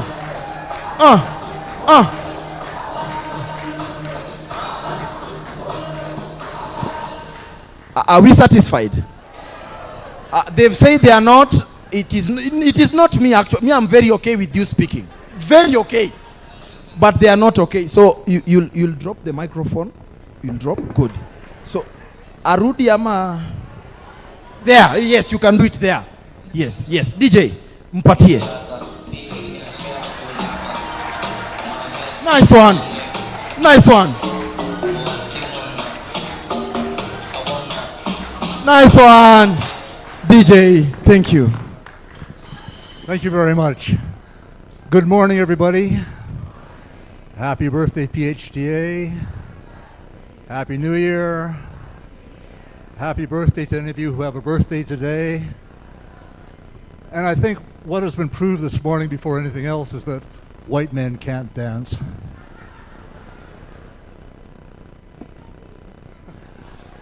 Please, no compliments. I was asked to talk about partnerships, and we've heard a lot about that already, but I just want to remind you of a few of the partnerships that we've had. The partnership with the University of Manitoba here in Nairobi, in Kenya, began with our partnership with the University of Nairobi, which continues to this day. The collaborative group then began a larger partnership with the University of Washington. Nellie is representing the University of Washington here, the University of Antwerp, the ICRH, University of California, San Francisco, University of Toronto, Oxford University, many other universities around the world. And since then, we've also entered into partnerships with the Kenyan government, starting with the Ministry of Health. And I think I also need to recognize Helgar, who has been here, who during her years with NASCOP was one of our greatest supporters, and we thank you for that. But since then, thanks to the work through Paranita and her group, we are now partners not only with the county of Nairobi, but all the 46 other counties in Kenya as well. So at the county level, also down at the municipal level. And then of course there are partnerships with the various other agencies that we've worked with. CHEB, who we're working with now, which we greatly value, our partnership, LVCT, a number of the other NGOs in Kenya and in Nairobi, and the partnerships keep on growing. And you've heard this morning already about our partnerships with various community organizations in Nairobi. But that's not what I really wanted to talk to you about this morning. We're supporting PHDA, we're celebrating PHDA's 10th anniversary, but actually it's the 20th anniversary because it was almost 20 years ago that Chester Morris, Joshua Kimani, and I first proposed to the University of Manitoba that they should set up an NGO in Kenya. Universities work very slowly, and from that first recommendation in 2005, for those of you who have been in my office, you know there's a lot of paper in my office, files that have been built up for the last 30 years, and I've been working and trying to get rid of some of that paper. And one of the files I came across only last week was one called University of Manitoba Registration, which is a very thick file that, as I said, begins in 2005 with our first email to Manitoba saying you should set up an NGO here. And then nothing happened until 2008 when the University of Manitoba agreed to move forward. The first officials from University of Manitoba came to check things out in 2009, where they discussed things. 2 years later, they then sent a message to our lawyers in Kenya to start the registration process going. In November 2012, the documents were submitted for registration. February 2013, advertisements for a CEO. As Peter already mentioned, it was in early 2013 that the NGO Coordination Board approved the registration of PHDA. And my file ends in January 2014 with an email from Peter Mwaura saying that he has accepted the job of CEO. So we're here celebrating 10 years of PHDA, but that 10 years actually started 20 years ago. So I'd like to thank you all for being here. I'm going to be here again later in the day giving a vote of thanks, so I'll save a few of my thank yous for then. But to all our partners, present and not present, we say thank you. We look forward to further partnerships in the coming years, and let's all continue to have a good time today. Thank you. A round of applause, tafadhali. All right, my DJ, I hope you are ready for the next one. If you are ready, he is ready.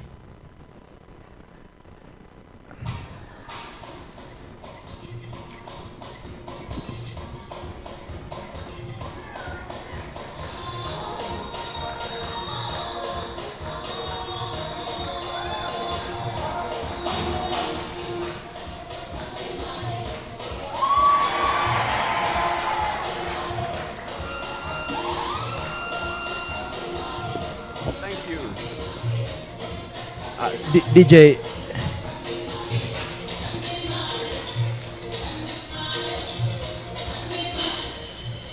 are we satisfied? Yes. Are we satisfied? Yes. Are we satisfied? Yes. Dr. Kimani will not confuse us. Your Form 34B will not surpass Form 34A. And as of many as that opinion say aye, the ayes have it. Drop the mic, drop the mic. DJ. Nice one, nice one. Nice one.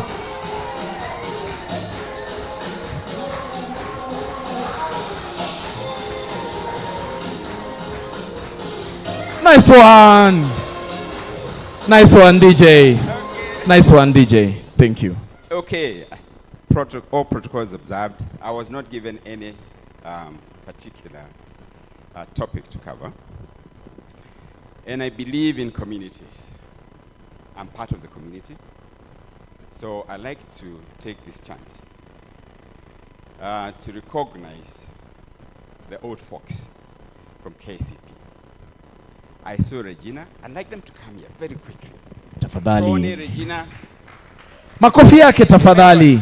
Maureen, the KCP Damu people. SOP. Regina, Daktari, you'll be calling them one by one so that we don't break the SOP. Okay. We can spare you some minutes. So Regina, kindly go and have your seat. Thank you. Good. DJ Regina is ready. KCP Damu, come.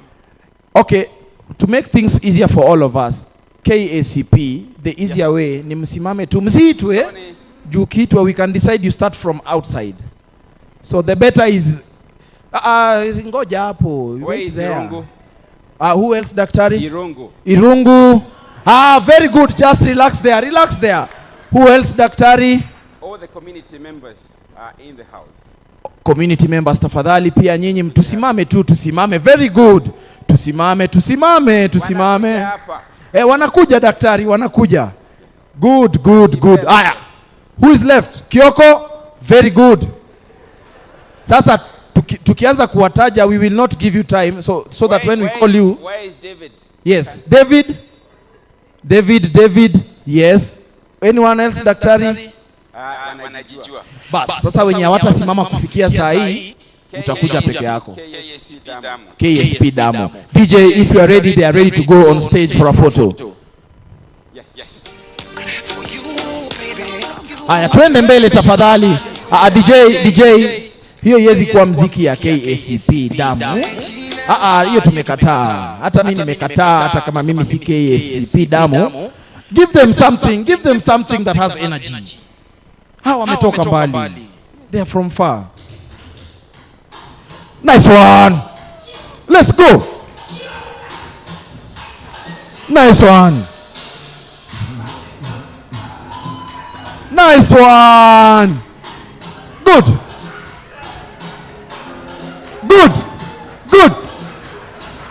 Nice one.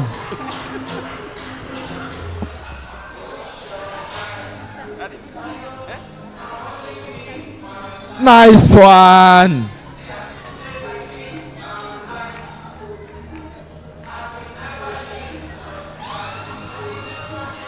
Good.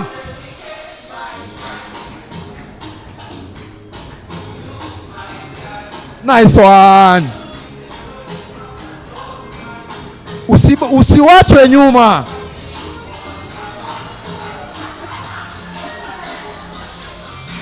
Okay. Aya, DJ shikilia. DJ. Okay, so we always believe in meaningful engagement and involvement. And PHDA wouldn't have been born if it were not for these people. They took us from no name, KACP, strengthening STD control HIV in Kenya, regional AIDS training network, KACP Limited, and then PHDA. So PHDA is working on the shoulders of those organizations. Some of them didn't have any registration certificates. It was just the name. But we worked.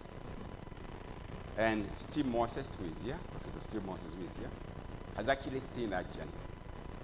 And remember the time they decided to go back to Manitoba, he gave me all the books, the checkbooks, and I didn't know what to do.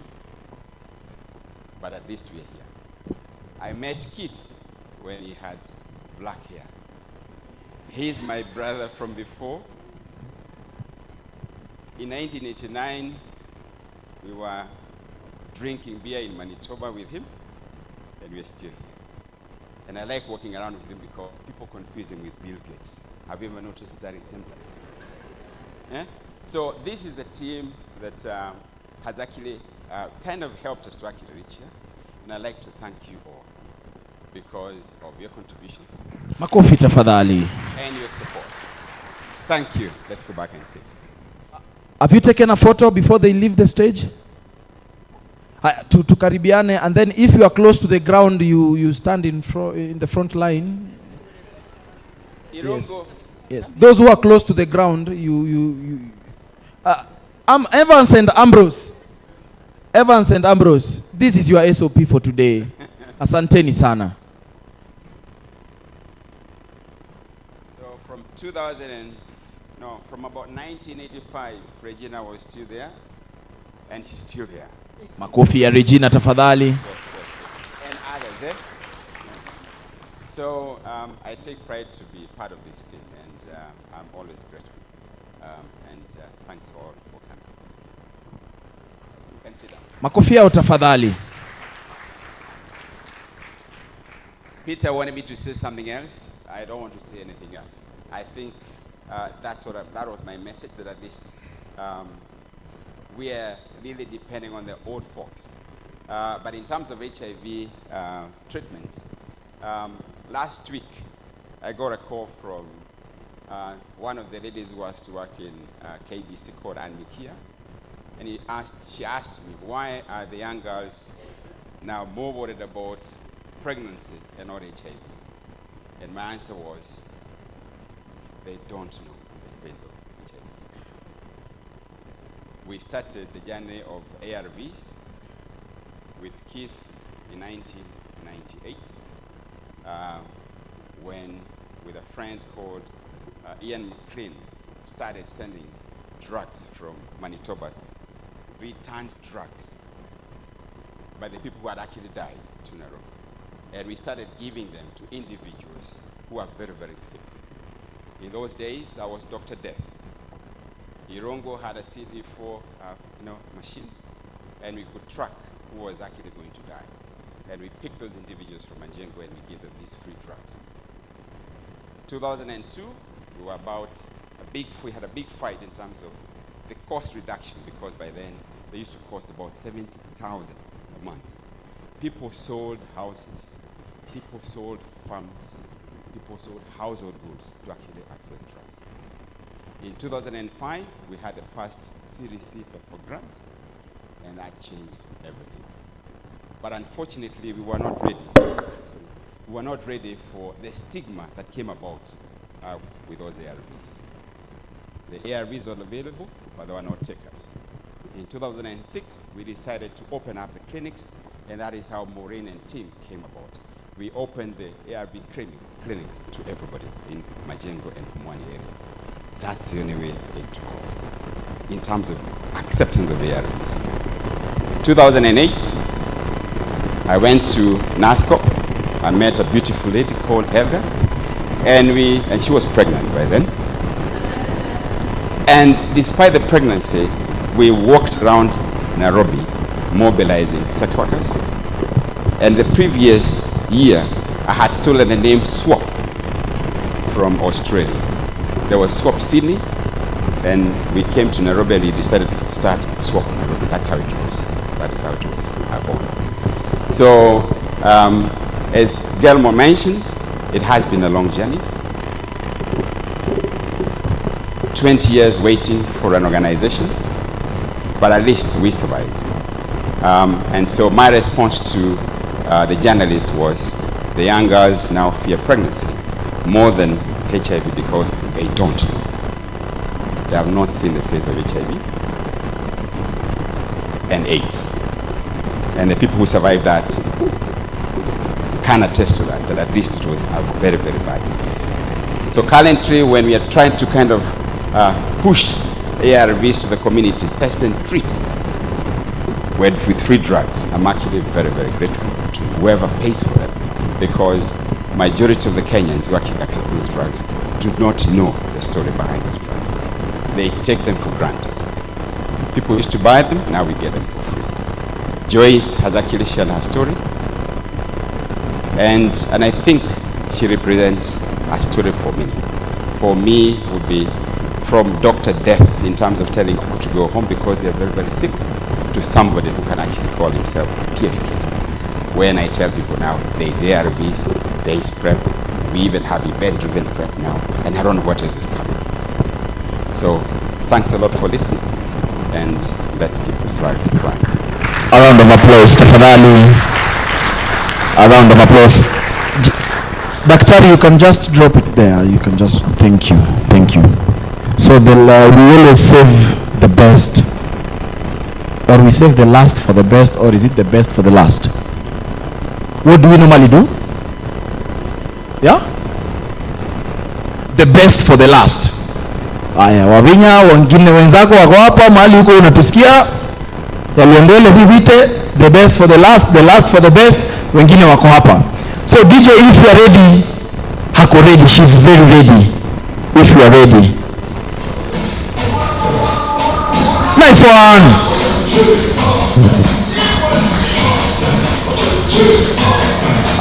DJ shikilia. DJ shikilia. But you can go back to the seat. Wajua ametoka India. Yanatoka India na kuja Kenya wanacheza ngoma ya South Africa. Eke kuchi kurne. We go.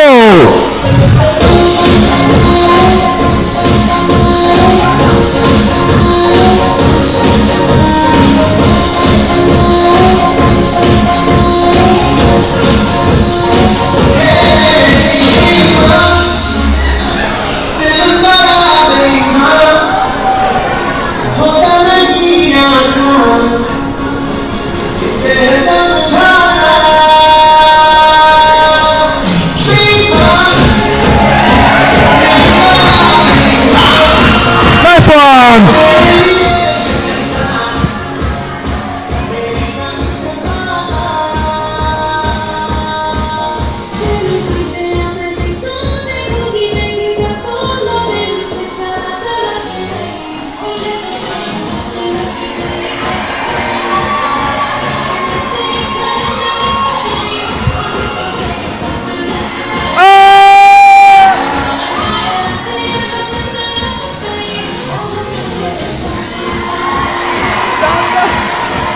DJ shikilia, DJ shikilia, DJ shikilia, DJ shikilia.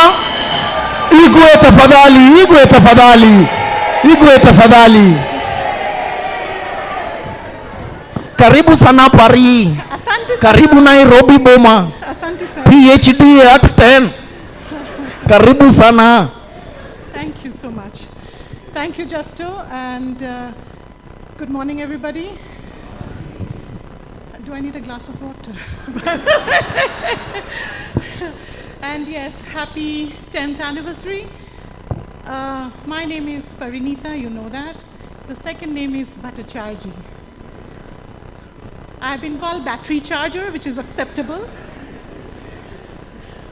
I may be the newest member in the senior leadership. When they were talking about 1980s and 1990s, I wasn't in Kenya. I was in India at that time, possibly working with Dr. Stephen Moses in India. I came here to Nairobi in 2012, and I was lucky to see the beginning of PHDA and starting of PHDA. And I was lucky to select the best office in the first PHDA office. So good to see this long journey. I was asked to talk a little bit about support to the government. I'm still out of breath. That is why I didn't join Bollywood movies, because I can't dance.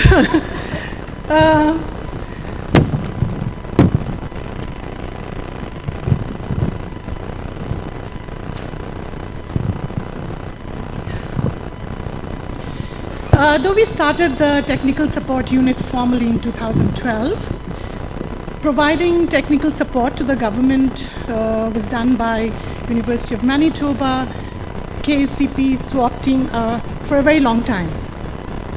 Actually, Larry was one of the people who provided technical support to do the modes of transmission study in 2009.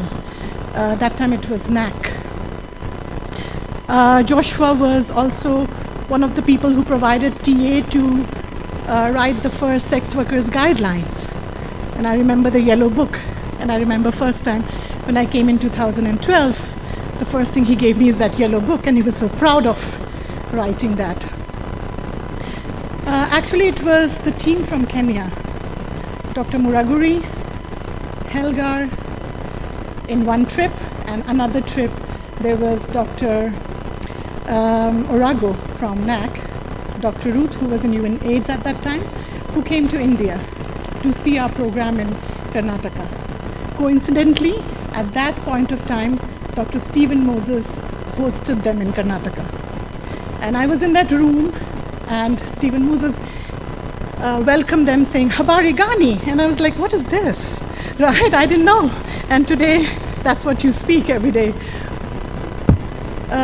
And that's what started the technical support. Dr. Muraguri, Helgar, Ruth, Orago, and many other colleagues who had come to India and Karnataka specifically came back and requested the Gates Foundation to provide resources to start a technical support unit within NASCOP and NAC.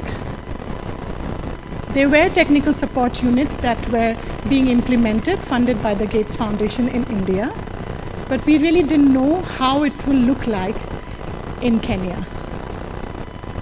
So we arrived in Kenya. I remember myself and John Anthony, who had worked together for a very long time in the Avahan program in India. We decided to move when Manitoba said who would go to Kenya to start this DSU. And we came to Kenya, and we found that Dr. Muraguri had joined UNAIDS. We found Helga was not in the position that she was. We found Dr. Orago was no longer there, and we didn't know really where to start from. We sat in art cafes and smaller cafes in informal meetings with Helga, with Muraguri, and say, what do we do? And we got some ideas, and of course the leadership. It was not very easy to start and to build that trust with the leadership, the new leadership, but with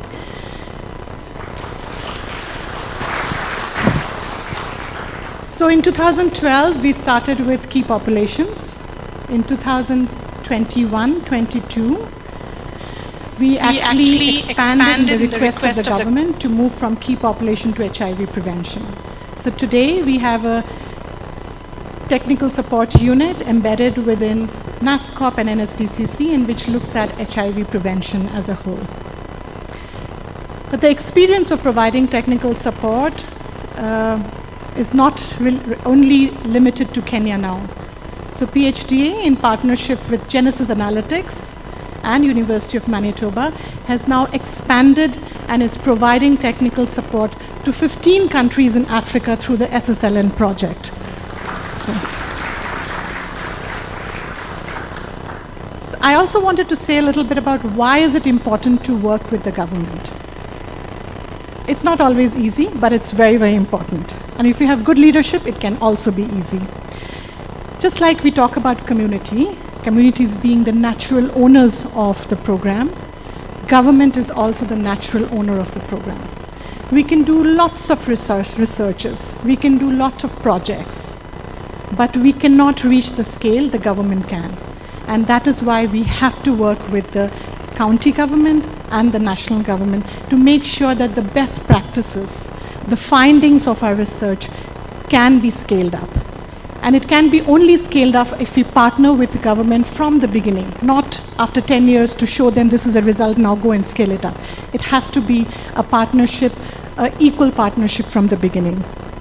The other thing is that we work on areas like HIV, areas with sex workers, and we do need, especially in Africa, in all other countries, but especially in Africa, we need an enabling environment. And nobody can give enabling environment for our projects to run if not for the government.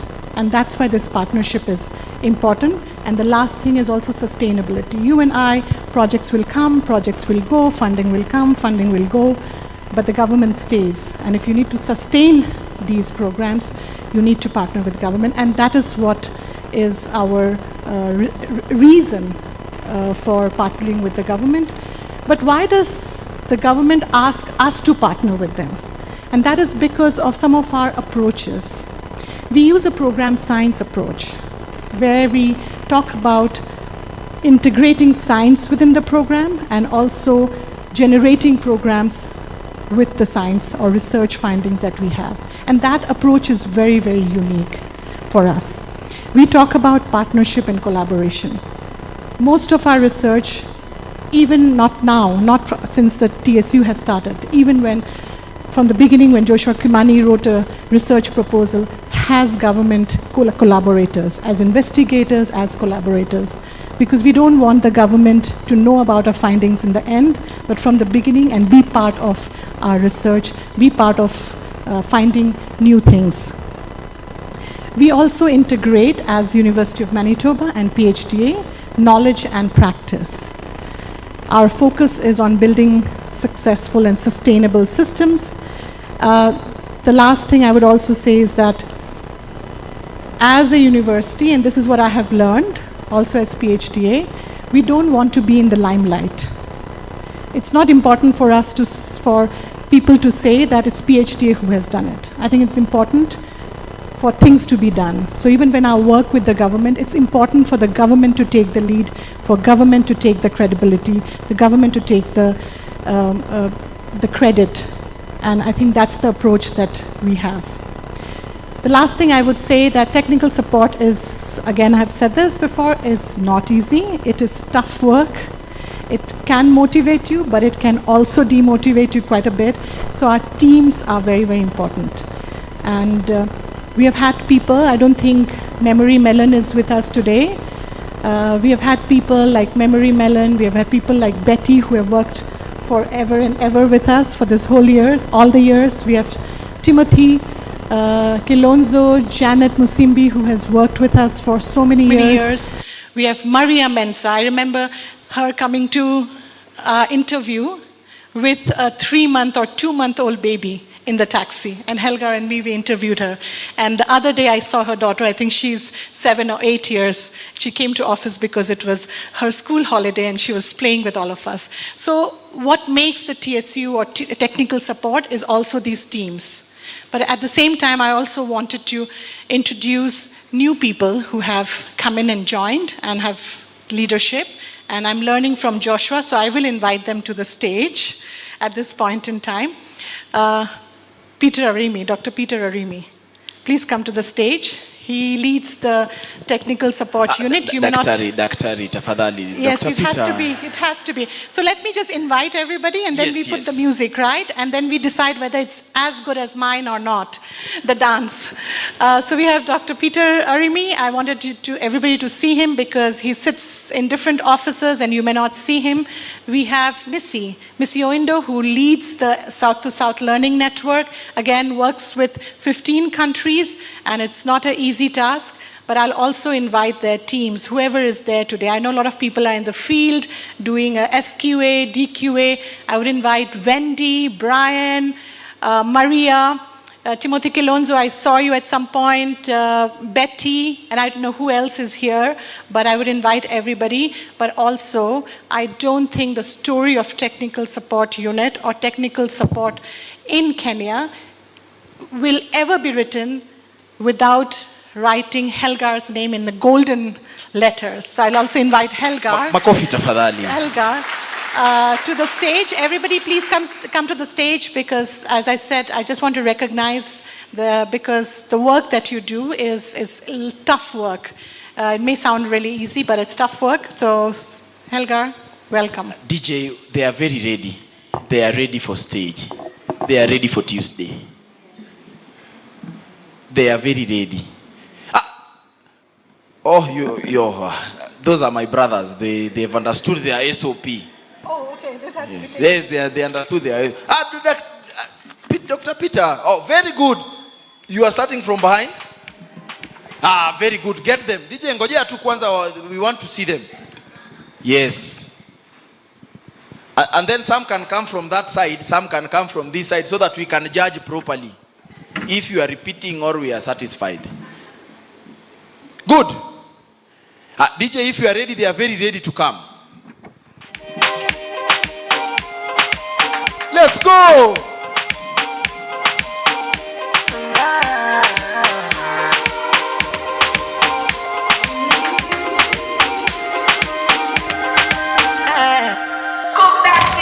Can't seem to take my eyes off you, especially your bite and move. The way you hold that thing, you wanna hold that thing. Baby, let me take a look. Oh Lord, me want all the girls in the whole world. I know what I'm doing is so wrong. Cause since no man can focus, we definitely don't give a fuck. She said she know me got a girlfriend. So what if I do? She said she know me got a woman on me bed. What if I do? Listen to me quick so me girlfriend say. Angie, body, shake your body. We want you to shake your body. Angie, know you want me. Shake your body. Try me. Angela, I know you like teasing, I know you like freaking, I know you sound easy. Angela, am I the one scheming? Am I the one cheating? Or you just don't feel my sexy angel Angela. DJ Shikilia. Are we satisfied? So should they go back or they just maintain and do something? Kindly do something. Time is not also on our side. DJ, if you are ready, they are ready. Black Market Records. Nice one. My hands, your waist, my heart. Awe kuna. My lips, your lips, they touch, they kiss kuna.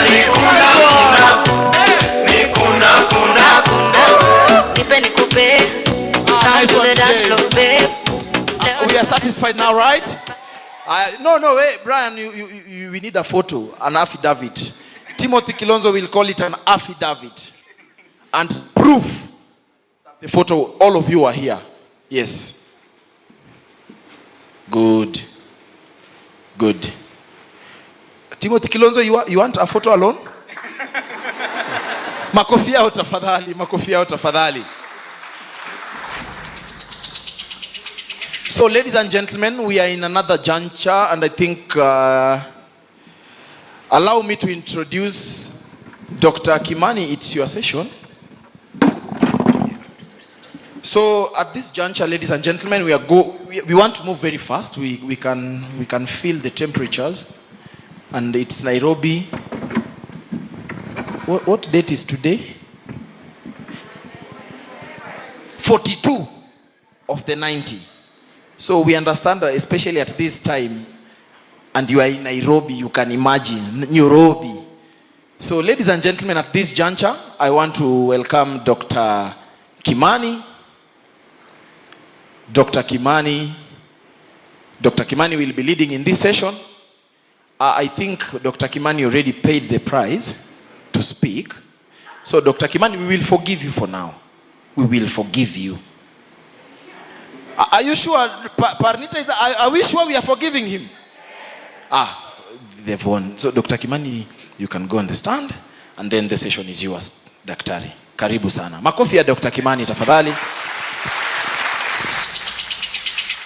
So welcome again, and all protocols observed. I have a critical role to play here. One, we have partners in the house, and each partner will get Yes, each partner will get at least 2 minutes to say something. And I'd like to start with, again, the community members.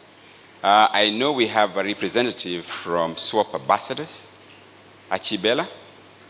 You could say something about some reflections between Achibela, SOP tafadhali. Achibela, you cannot embarrass me in front of visitors. DJ Achibela, ako ready. If you are ready, Achibela is also ready. Nice one. Yeah, Achibela.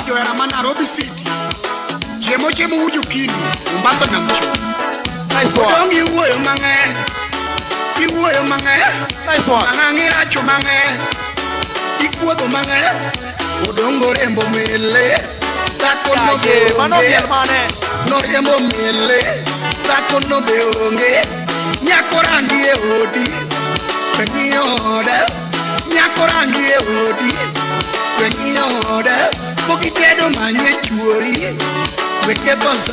Nice one, DJ. Karibu sana Achibela. Good afternoon, everyone. My name is Veronica Were Achibela. I'm representing my director, Mama Rosa, Rosemary Kasiva. Please allow me to share this on behalf of my director. In the spirit of Let Go Communities Lead, SWAP Ambassadors and joins PHDA Kenya in celebrating 10 years since 2014. Through PHDA unwavering commitment to ending HIV and expanding healthcare access to communities, SWAP Ambassadors has partnered with PHDA to ensure communities access HIV prevention services and leakage to legal redress services for communities that have been violated. Our team has significantly grown from sex workers, contact persons, peer leaders, paralegals, and now we are a community-based organization that is specifically sex workers led and run. Thanks to PHDA Kenya. Through PHDA leadership and mentorship, we have overcome fear and have taken lead in proactively pursuing and addressing GBV, stigma, and discrimination that act as a barrier to accessing healthcare services. Over the years, communities have been resilient and empowered to negotiate for condom use, HIV prevention, and test and treatment. Demand for sexual reproductive health services, and above all, the push for sex workers' right to be upheld and respected. We continue to represent communities in various platforms from Sex Workers Network, KESWA, Technical Working Groups, TWG, ICC, Court Users Committee, CUC, and our director representing key population as the country coordinating mechanism for Global Fund. On behalf of SOAP Ambassadors leadership, we again take this opportunity to congratulate PHDA at 10. Long live PHDA. Thank you. So in the interest of time, we are running short of time, so I'll call somebody who is representing the sub-county. There's somebody from the sub-county. Karibu. Sub-county. Either which sub-county? Starehe tafadhali. Starehe tafadhali. The rep from Langata. Starehe Langata.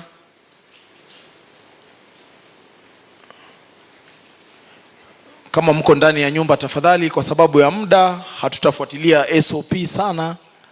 Okay, so the next person online will be Dr. Nele Mugo, just to say a word or two, and then we'll be followed by Dr. Otiso from LVCT. So be ready, just a few minutes, just a few words. Daktari, I know we are talking of time, but I'm being told I might be fired and be chased away if you don't give her the SOP. Okay. So DJ, if you are ready, she's ready.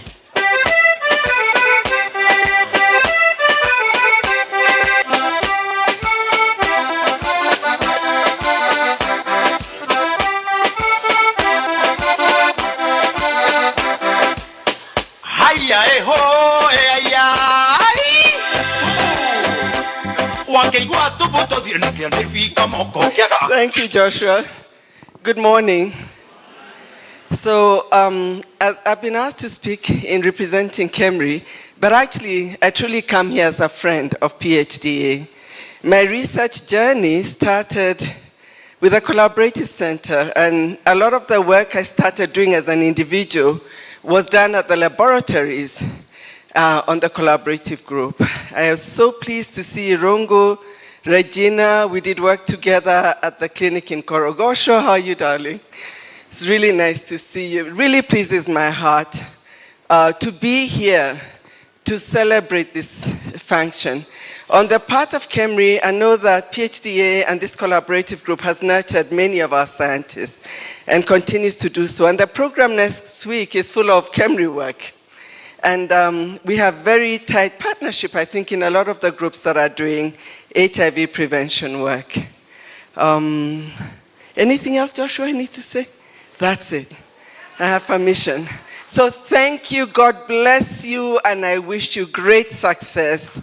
You have done tremendous work in Kenya. Thank you. So Dr. Otiso, I saw her. She left. LVCT. LVCT 1. LVCT 2. Helga. DJ.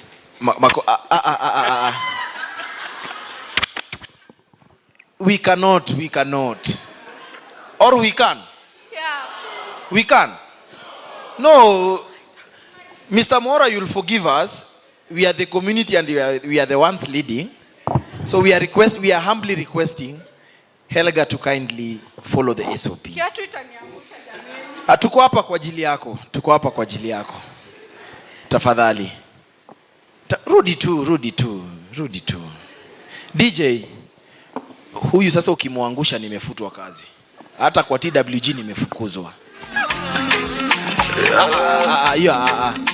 Mpatie, give her something with a vibe.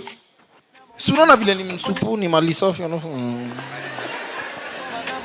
Bado ni manyanga pia.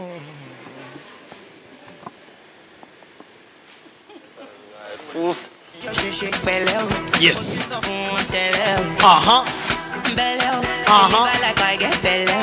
Them say I dey go sell out. Them say I dey go sell out. Best me to Fortuna. I go make you Joe Dada. Say you get the power. Sweetie passy amala ketu. Shinji kagawa. Jesu Christi lobawa. Got them falling yatata. You know what she sabi girl they do.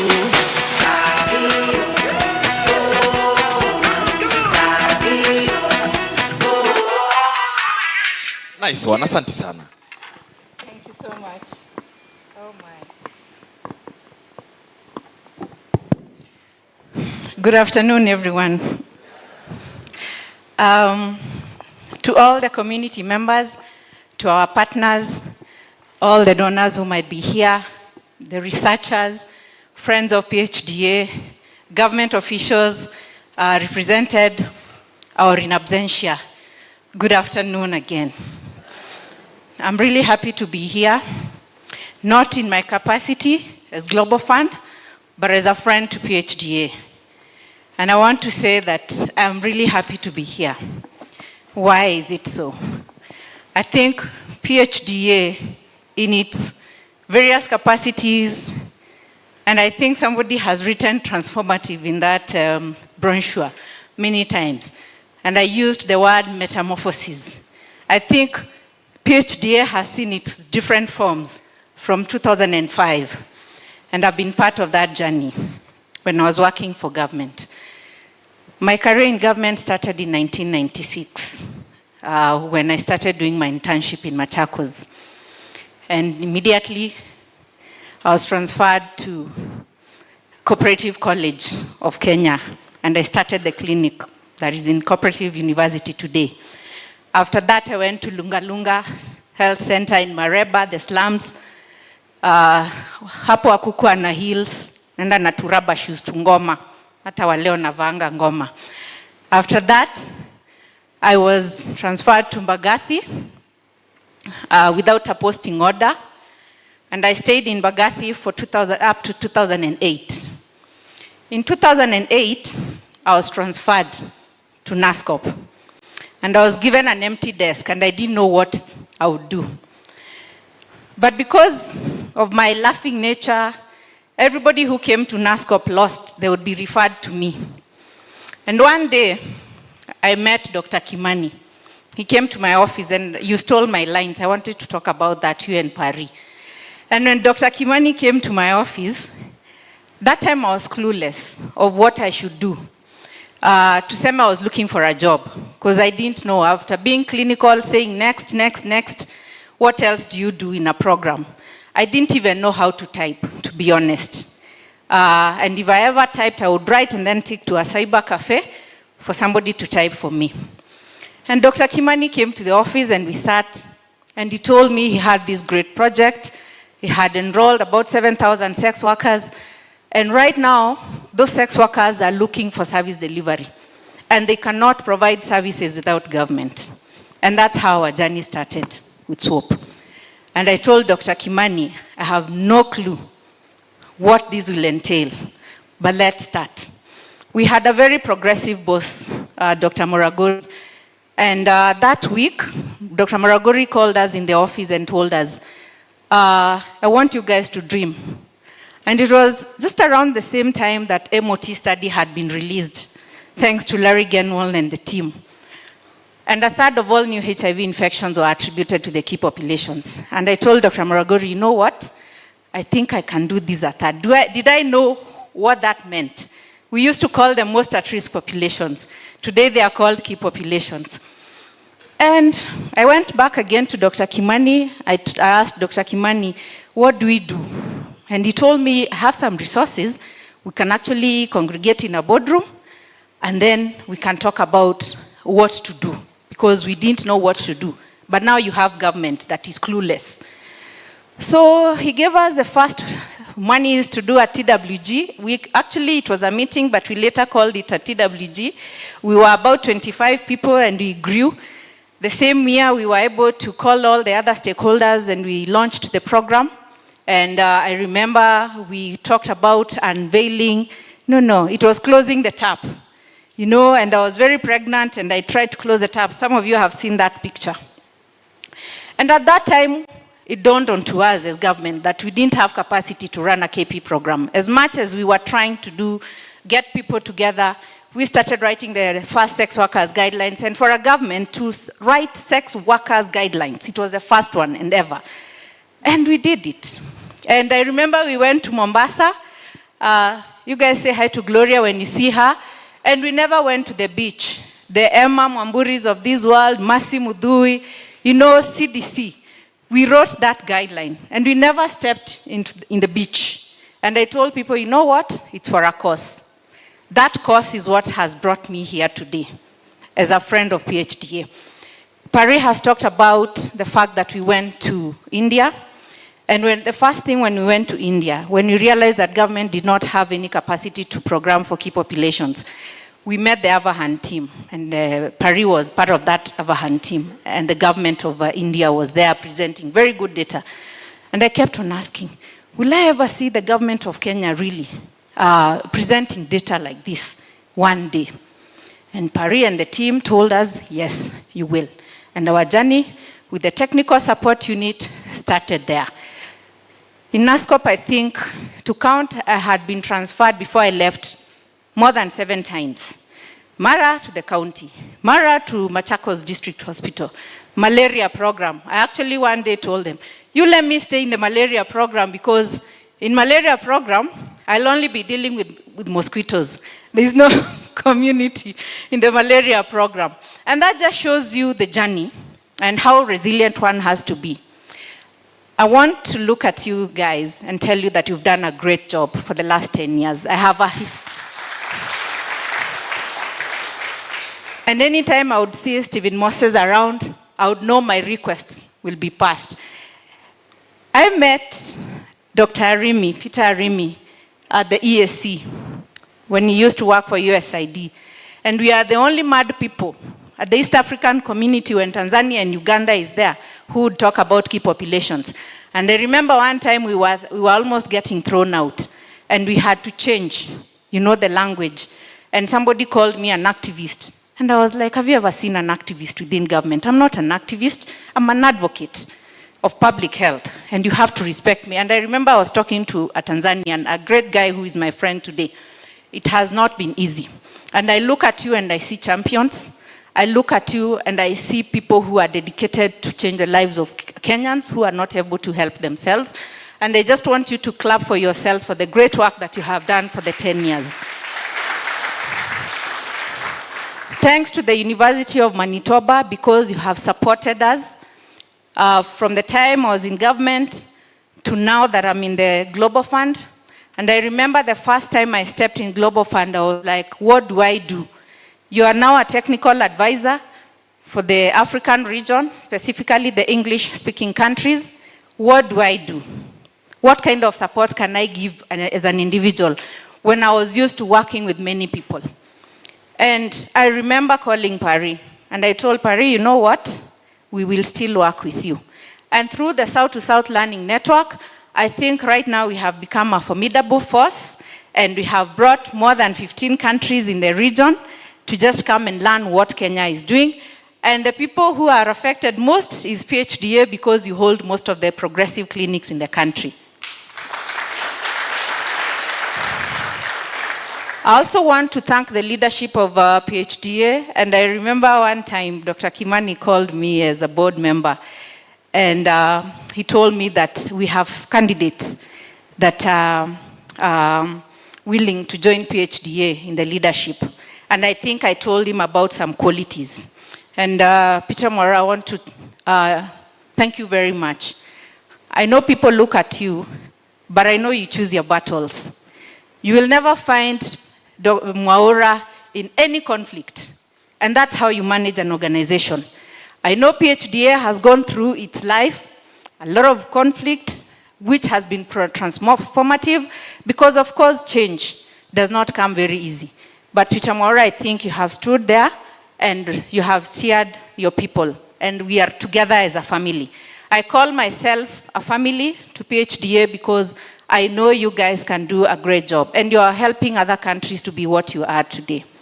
I'll not talk much, but I wish I could speak because my career started, public health career started with PHDA. I'm still working with PHDA. I know we are working more. Right now at the Global Fund, we are requesting for funding, even from Gates Foundation, to see how the networks can be supported. And I'm glad that I'm working with PHDA in its direct capacity in Tanzania to provide micro-planning support. And that does not come easy. Global Fund is a big organization, and for you to just be lucky to work with one single organization in Kenya, I think that's a great honor to PHDA family. So from me to you, it's all love. Continue being dedicated to the work that you do. Just know that you're not doing it for yourself. You'll be abused. You will be shut down in meetings. But remember, you're serving somebody who is helpless somewhere. If you don't serve those people, I don't know who you're serving. So congratulations and happy birthday on your 10th birthday.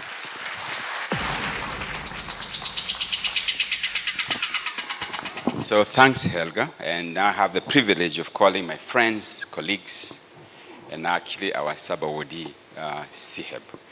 So I can see Rebecca is here, I can see Sarah, I can see Dr. Emily.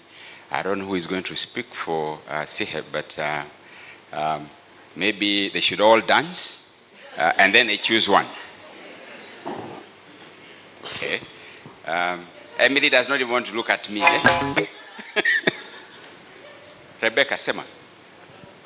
Once the chair of the session has said, who am I to oppose? You just dance, the three of you, and then you agree who speaks. Oh, there is, Chair, there is one at the back. So you'll also join them, the four of you.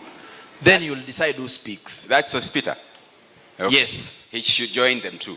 DJ, they are very ready.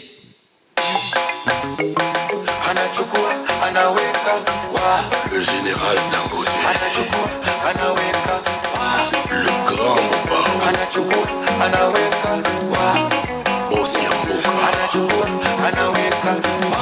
Tamu kupendwa nawe, tamu nasikia, tamu kupendwa nawe, tamu kupendwa nawe, tamu kupendwa nawe. O maneno maneno tumeyazoea, vijineno neno tushazoea. Mpenzi wangu mubaya, kwani nao DJ, shikilia, DJ. We are satisfied? Yes. We are satisfied? Okay. Chair, are you satisfied? Chair is not satisfied, so kindly. DJ.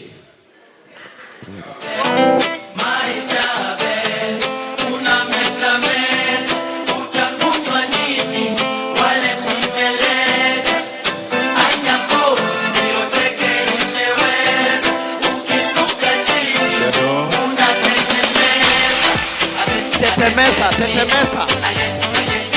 Yes, tetemesa kabisa. Nice one DJ, nice one DJ. Makofi yao tafadhali kwa kutetemesa. Happy 10th birthday, PhDA. And congratulations on this great achievement. My name is Dr. Emily Koech. I'm the CEO for CHEB Kenya. And it's an honor to be here to celebrate this day with you. I came here because I was invited. I did not know I was going to speak. And I'm saying that so that you know I came because I was invited to witness this important occasion. I joined Kimani and team a few years ago to celebrate SWOP's 10th birthday.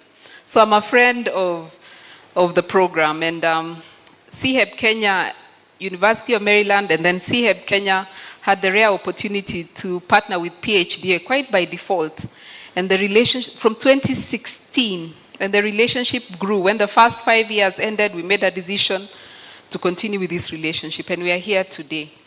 As Dr. Kimani and Larry spoke, I was reminded really of the contributions of great scientists like you to the fight of HIV, even before ARVs were made available.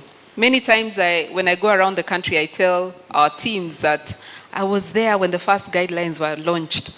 But I'm reminded today of the people who are really there before the resources were available. Those who worked hard to get drugs when they were costing $120,000 and beyond to save one life. And we really honor you and your teams from University of Manitoba for the work that you did way before funding became available.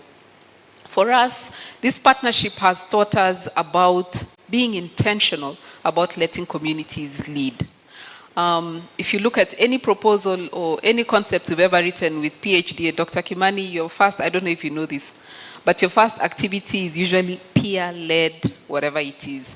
And I think it's important for the communities to know. And even when we have discussions with Kimani and say, we think that this should change, he says, let me take it back to the team. And it's really been a lesson for us. And even now, as we mature in the HIV program, it becomes very obvious that some of the mistakes we made, even in the HIV treatment, is not to bring the communities in early, in a bigger way. I mean, Kenya has really done a fantastic job at that, but we could have done it the KP way a lot earlier. So thank you very much for inviting us for this occasion. Thank you for trusting us to be your partners. I wish you well. Helga is right. Peter says very little, but when he speaks, it's very well thought out. It's been a pleasure working with you. And allow me to say, Helga, it's good to see you again. We've missed you at national level, and we are happy that your impact, what you did in Kenya, you're doing in other countries. After all, we all belong to one global world, so we are really, really proud of you. Thank you all very much, and I'm very privileged to be part of this team today. Congratulations.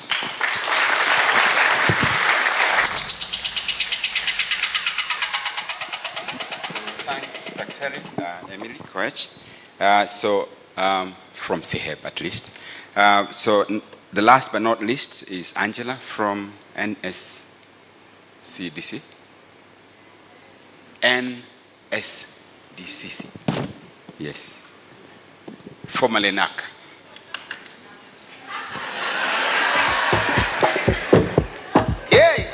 Okay, you know me, once I'm called, you know the axe must fall on a tree.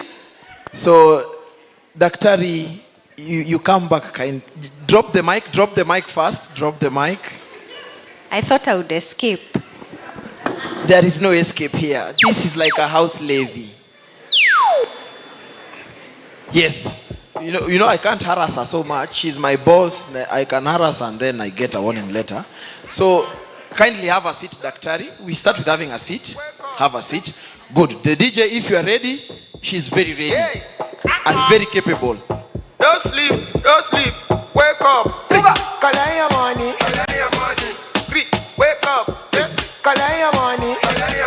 Makufia utafadhali. Kera kokeka mula. Wake up. Koniko kala. Kala kunya la wadila. Nice one. Twende. Don't try. You supposed to be jai.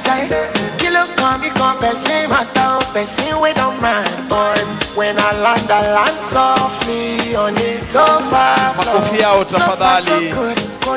DJ. Let me see. We are satisfied? Good. Wow. So good afternoon, everybody. I want to speak on the protocols that have been observed before. To say thank you for the opportunity for National Syndemic Diseases Control Council, formerly National AIDS Control Council, to speak on behalf of Dr. Marsha. I know that you'd have loved to have been here because of the history that dates even before she joined NSDCC at a personal level at UNAIDS. So to just say thank you to the board of directors, to the CEO, and to the friends that I have at PHDA. That name, I remember a few years ago, I used to work for International Planned Parenthood Federation.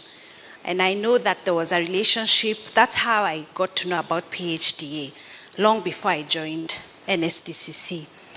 To even appreciate the collaborations that we're having currently and what we've had before.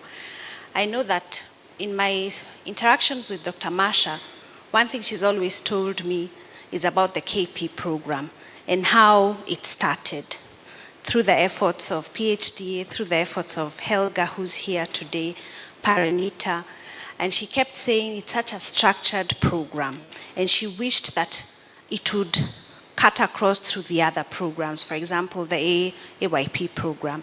So I'm very appreciative because of the foundations that you all laid, and everyone who's here, that we have a very robust KP program. So I would like to thank you. I would like to thank the people who laid that foundation, and I'm hoping that it would cut across to the other programs. At NSDCC, I see very familiar faces. There's Dr. Remy and the people who are seated at the back. I remember the meeting that we had recently, was it last year, where Dr. Masha said we convened and agreed what we will do to deepen this relationship in terms of prevention, treatment, and care. So I'm very appreciative of the team that's there right now. The work that we're doing together in the harm reduction with the Boys to Men, the work that we're doing at county level to support the counties in the mandate of NAC. So my remarks are very few, just to say happy birthday, and I'm hoping that you continue to do the good work that you've been doing. Thank you.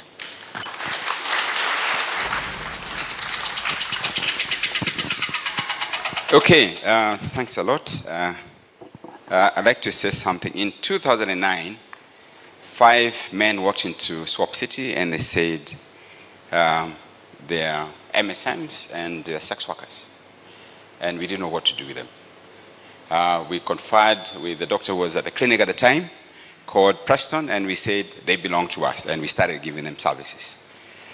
Later, I met a friend called George from Ayavi, and George was very instrumental in kind of bringing Nairobi, Kilifi, Kisumu together in terms of ensuring that at least service to the MSMs continued, being very friendly, accessible, and acceptable to the community members. And I remember you gave me a book, The Respect, Fulfill, and whatever it was. And I'd like you to say something. Karibu, George. No, he has to dance too. No, go back. George, Mr. George, kindly, if Parnita raises her hand, we have no choice but to obey. So, good. So, George, kindly have a seat. Kindly have a seat first. Kindly have a seat. Good, good. DJ, if you are ready, Mr. George is very ready, and very capable. Actually has the newest moves in town. Yes.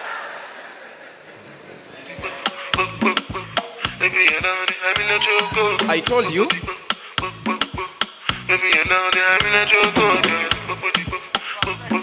DJ Shikilia, DJ. Are we satisfied? George, you know it's almost lunchtime and you are the only one who is now holding us.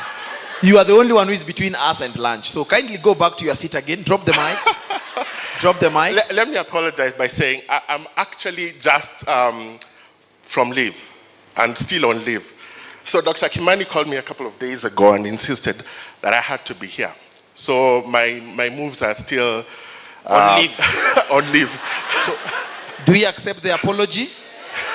Okay. Thank you so much for accepting the apology. So as Dr. Kimani has said, we've worked together with PHDA for a very long time. And as IAVI, we are extremely happy for you on this great day as you celebrate your birthday. PHDA and particularly Dr. Kimani, Parinita, and even Helga at the time at NASCOP, we were able to do a lot of work together. As Dr. Kimani has mentioned, most of our work with PHDA has been around working with key populations, and we've been able to achieve quite a lot. So on behalf of IAVI, and on my own behalf, it's to say asanteni sana and a happy birthday, and we are there to work with you together. Thank you.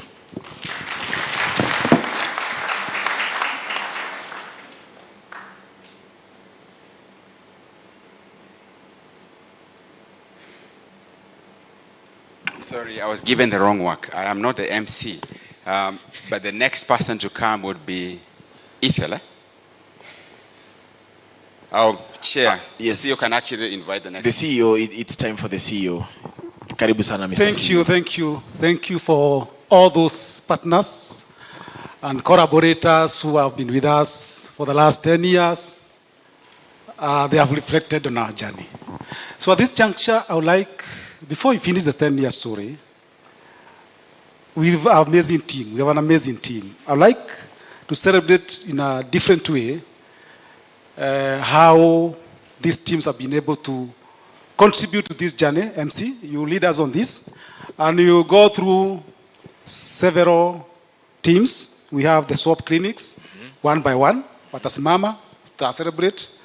We have the TSU team, we have the finance and admin team.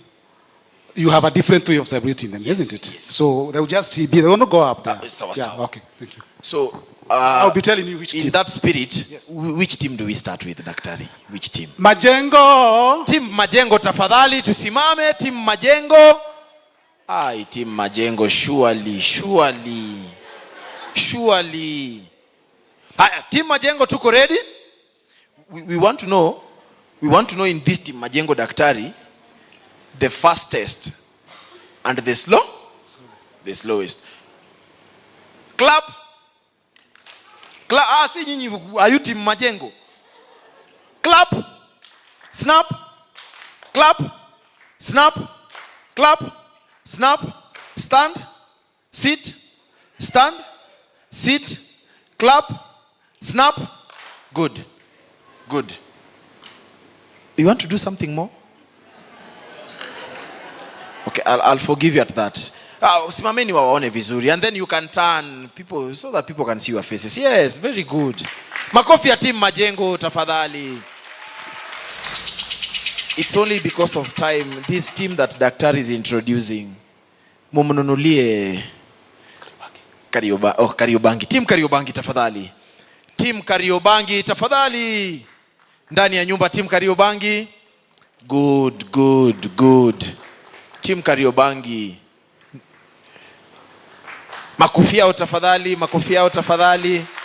Geuka waone. You can turn around. Let us see you. Let us know you. Good. Mimi ni kidogo, tukae tu kidogo. Asanteni sana. Swap City. This is one of the biggest programs. Swap City.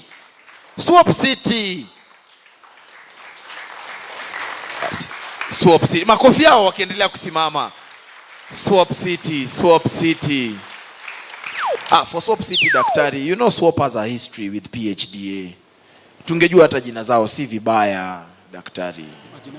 Waseme tu jina moja alafu unasema ukiketi. Swap City ni jina kubwa. Tukianza na pale mbele. You just shout your name and sit. Makofi ya Doreen Muya. Bridget Mureithi. Whitney Njenga. Monica Hisa. Miriam Kavete. Jen Karemi. Miriam Kananu. Anthony Kenywa Anto. Joyce Moraga kiga kinya tonyalire. Masi Wangoi.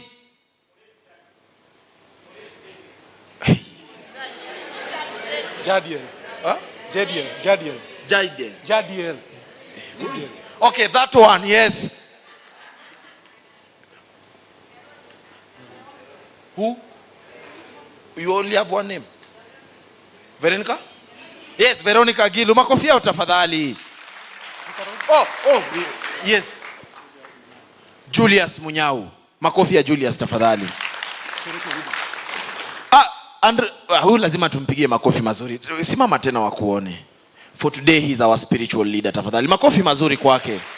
Aliyepata upako na wito. Thika Road. Watu wa Thika Road, sisi tuko na kesi na nyinyi. Watu wa Thika Road. Mnafanya tunafungiwa Airbnb sasa. Thika Road.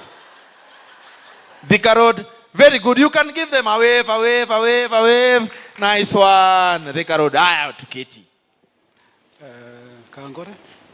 Timongwaro 46. Timongwaro. You know I think Kawangware should be the capital city of Nairobi. That is the first town when you arrive to Nairobi you must go. Kawangware team, Timongwaro. Kuna mwenye amebaki hajasimama? Kuna mwenye naona ni kama hajasimama. Sawa, acha nisimwanike. Timongwaro, mtupigie makofi sisi kwa kuwasikia na kuwaona. Nice one. Any other team, daktari? Daraja. Taraja. Very good. Makofi yao tafadhali. You know, I've seen my schoolmate. I've seen my Samantha. Thank you. Don't home. Very good. Very good. And even the real Samantha is from Dono. Makofi ya Dono mazuri tafadhali. Thank you. Sokoni. Marketing. Watu wa soko. Sokoni. Na hope mko saidi ya Kitungu ama ya Kanjo. Makofi ya watu wa sokoni tafadhali. Nice one. Transform. Tuna transform kama transformer. You can see even the numbers. Makofi yao tafadhali. Very good. TSU team. Bas, now the mother of all. TSU team. Technical support unit. TSU tafadhali. Before TSU, Langata, swap Langata, LA, watu wa LA. Mukaamua mfunge 1824, ni sawa. Makofi ya watu wa LA. Very good. So TSU, technical. Sokoni, we did Sokoni hawa. Sokoni tuliwaita. Si tuliita Sokoni. TSU, tafadhali TSU. Technical support unit. They are not just a support unit, they are technical. With capital letters. Technical. Yani tech. These are the Joma Tech. Yes, that is Holy Spirit speaking, don't worry. Makofi ya TSU tafadhali. Lab team. These are very important people. Lab team tafadhali. Lab team. Very good. Hawa ni watu wa maana sana. SSLN? Yes. SSLN? Makofi. Mbona hapa naambia mimi Parinita ni timu yetu kutoka watu wazito. IT and media.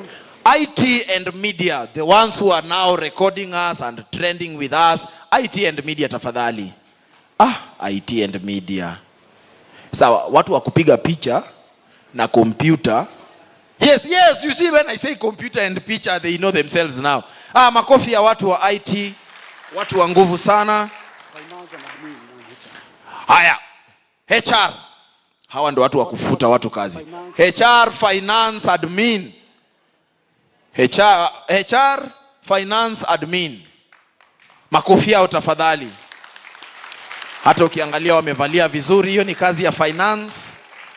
Wanaume wametuck in, hiyo ni kazi ya HR. Na wamemanage kufika, hiyo ni kazi ya admin. SMT team. Very good. These are the people who are in the fellowship. Very soon we are joining them, the swallowship team. Okay, having done that, we will go to the next stage. We would like to introduce this lady called Ethel Wanjiko Mwangi. She will tell us what next. Karibu sana. Ethel, wewe hatuwezi kusamehe kwa SOP. Hatuwezi kusamehe. We know time is not on our side, lakini we cannot forgive you. And then the good thing is that, you know, you are not even sitting here. So we want you to go back to where you are sitting. Kindly. We can't forgive you. We can't. Ukipata chance ya kushine na HR, una shine. Ndakutesa. Good. Ikiwa ameketi, DJ ukiwa uko ready, yeye pia ako ready. Nice one. Nice one. 1 2 1 2 Nice one. Niliwaambia usimchezo. Makitenesi. Kama kalambwanda na kalambwasi na kama una msambwanda. Nice one. Usingi kati. Aluluwe. Hello. Kama mtu wachezi mzabue. Hello. Aluluwe. Kama mtu wachezi tumtoe. Hello. Anaweza kulicheza sagarumba.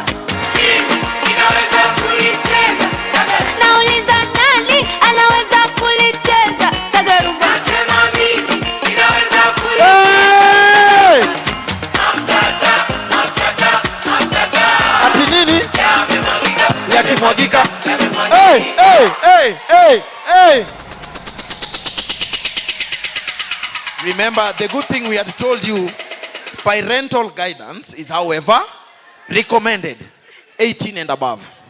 Igwe kwake tafadhali, igwe kwake tafadhali. Okay, MC, if you'd allow me, I would also like to dance with my team. We are at your service. We are at your service. Thank you. So the organizing committee, tafadhali, kujeni, for this amazing job mmefanya, kujeni, na mkikata na waita. Nancy, Betty, na mwanzi uko nyuma mkikuja. Umesimame tu uko ukiitwa. You just stand there. Noni, you're joining this team. Laisa. Tony.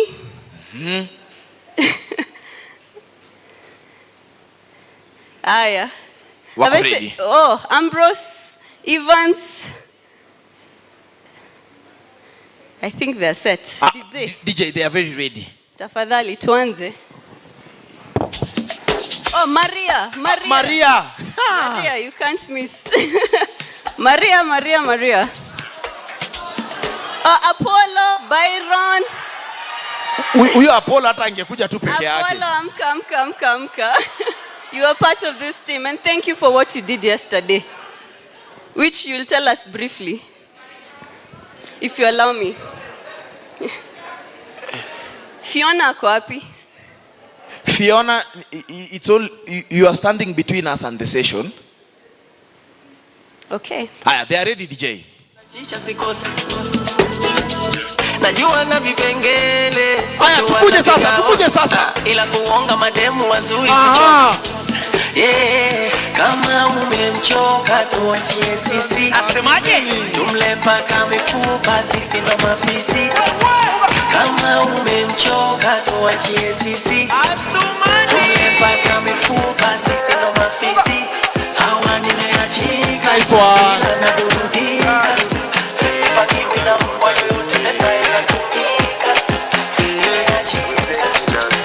I want to flex my love. Mr. Mora, you can join the team. And I want to carry my love away to a place she loves.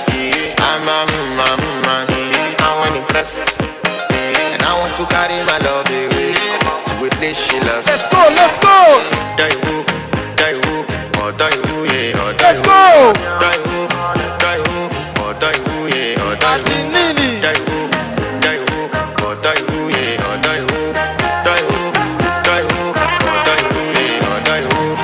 Nice one, DJ. Are we satisfied? Hiya, Mr. Mwaura, you already joined the wagon, so we go back again. We go back. I am especially not satisfied with Apollo's dance. He has to dance again. Apollo, you can step forward as you dance. Apollo. Very good. Apollo is here. Makofi ya Apollo tafadhali. Very good. Mwalimu wa maths, hapa ni wapi? DJ ukiwa ready, they are very ready. I just buy that. Aya, we go. I Apollo. DJ shikilia kidogo. For Apollo we have to obey. Apollo, what do you want? Just say what you want. We will play it. You want Ohangla or what you want? If it is Migori choir we have, just say what you want.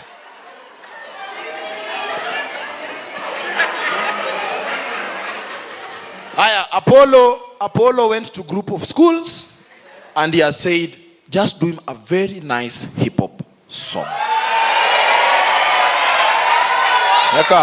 Neka Apollo hapa na Wangala unadhania yeye ni village boy. He went to group of schools.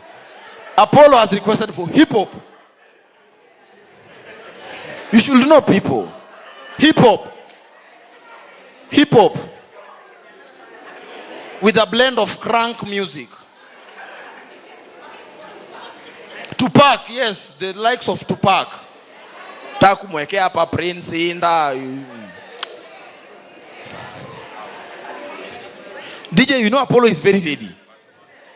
There, Apollo, we go. I know it seems hard sometimes, but remember Hey! through every dark night. Wapi nduru ya Apollo wewe? So no matter how hard it gets, Apollo, the floor is yours, Apollo.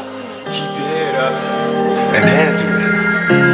Yeah. I sit here reminiscing and I hope you listen. In the position of pressure and all the competition, me and you was meant to be my destiny. Yeah. But I'm lonely, cause Yeah. now it's all for you and me.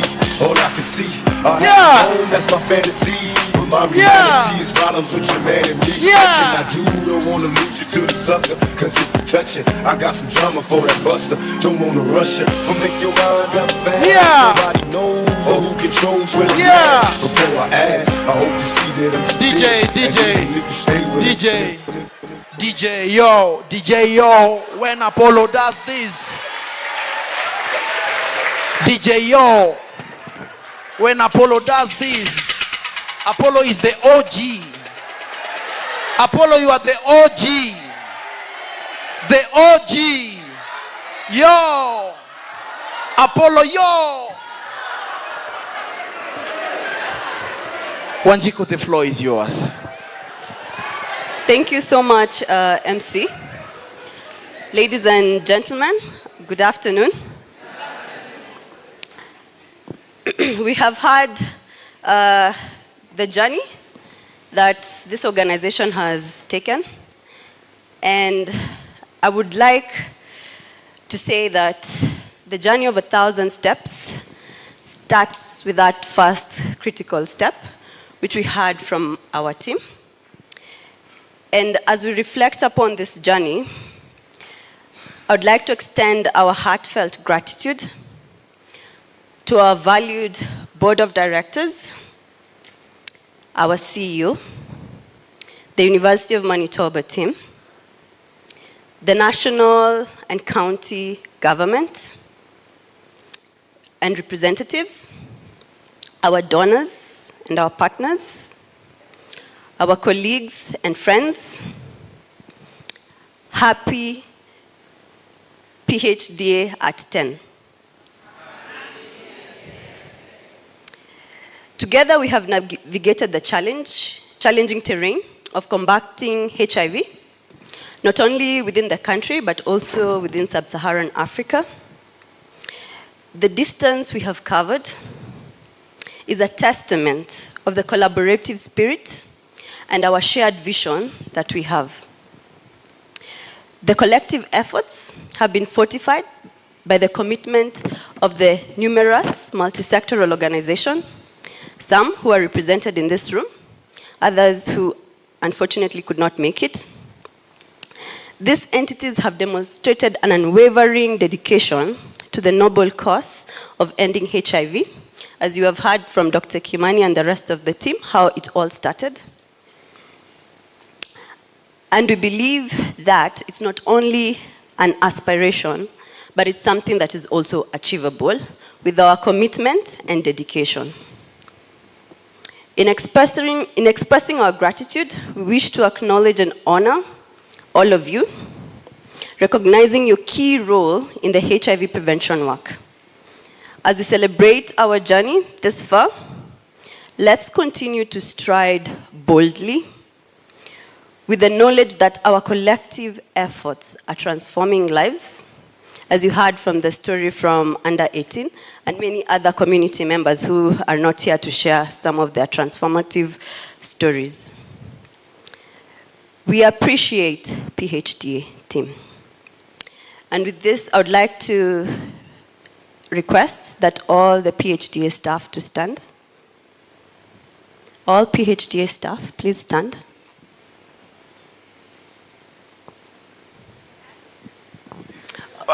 Remember, we have an SOP. We have an SOP. We have an SOP. Yes. Forgive me, MC. All PhDA staff, sit.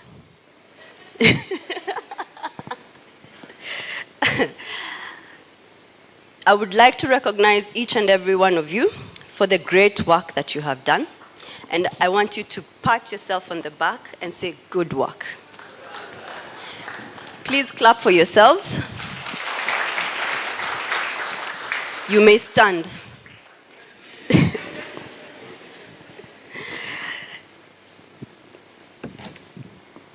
this team, their efforts in delivering health services to the community, the SOAP facilities that we have, strengthening the health program, the technical support units, and the SSLN project, in serving the key population community, and to their unwavering dedication to the HIV prevention work.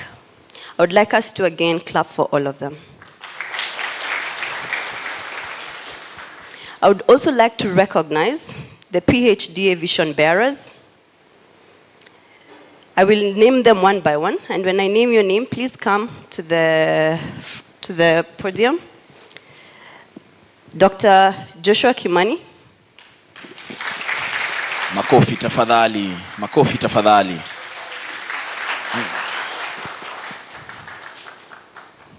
My digital.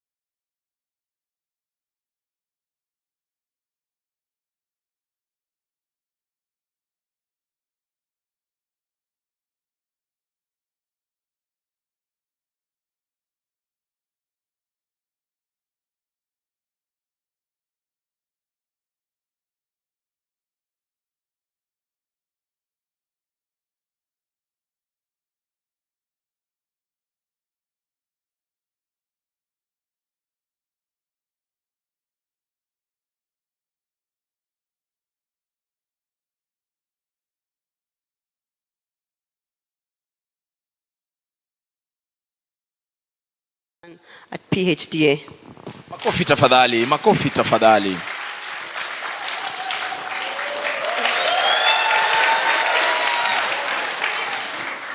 Thank you. The next person I'll call on stage is Professor Lawrence Gelman. Makofi ya professor tafadhali. These are my fellows in fellowship. We are professors. Makofi tena tafadhali. Okay, so Professor Lawrence Gelman, or Larry, as we call him, is a physician, epidemiologist, and a public health specialist.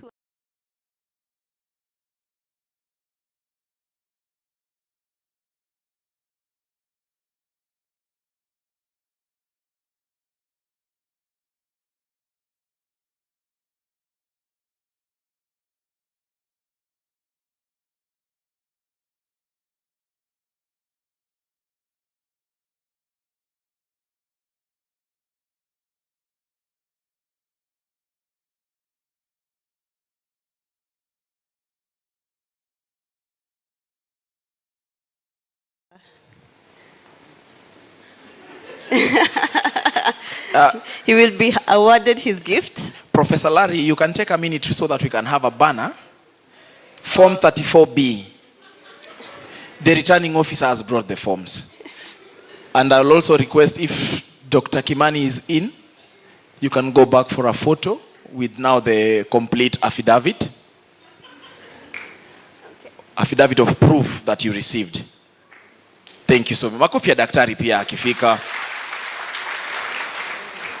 Okay, as Dr. Kimani, maybe you can share you can give him the gift, yes, so that he can take the photo.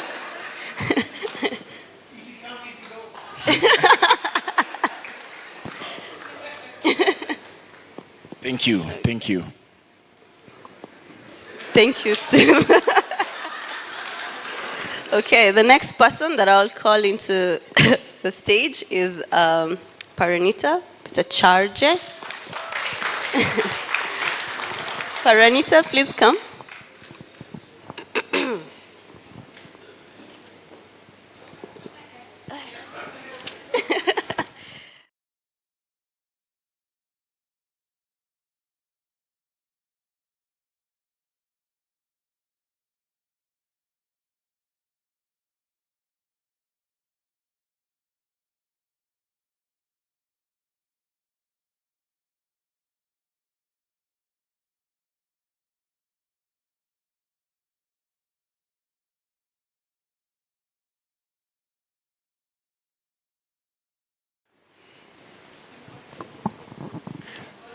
Parnitra, sisi naomba nyinyi simame vizuri, nataka piga picha nyinyi na pia nataka onekane bana. Very good. Makofi ya Parnita tafadhali.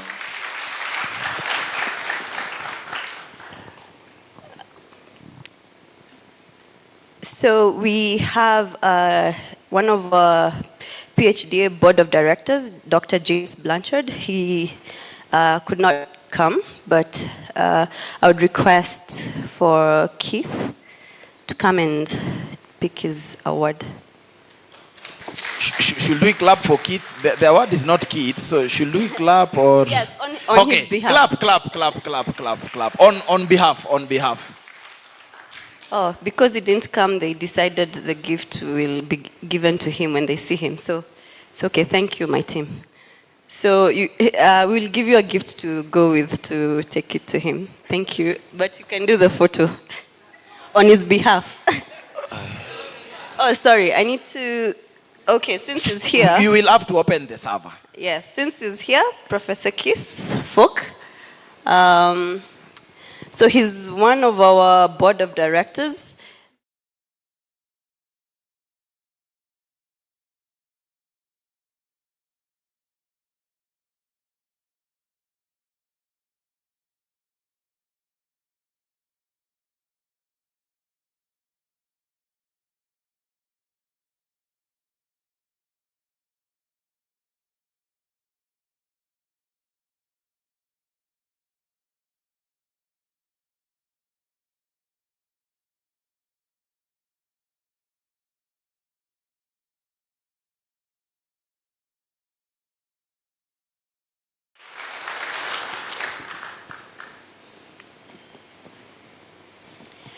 I'd also like to call Mr. Peter Mwaura.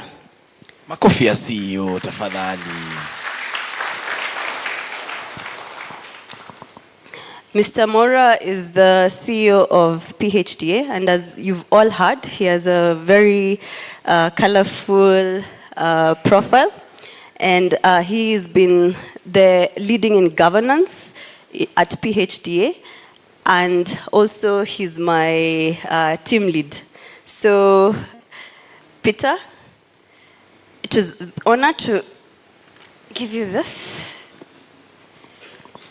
A round of applause tafadhali.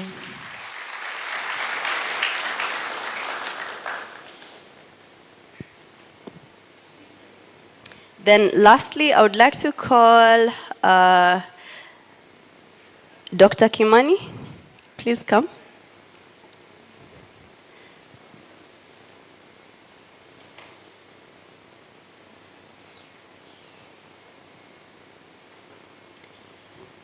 I would like to recognize Dr. Stephen Moses.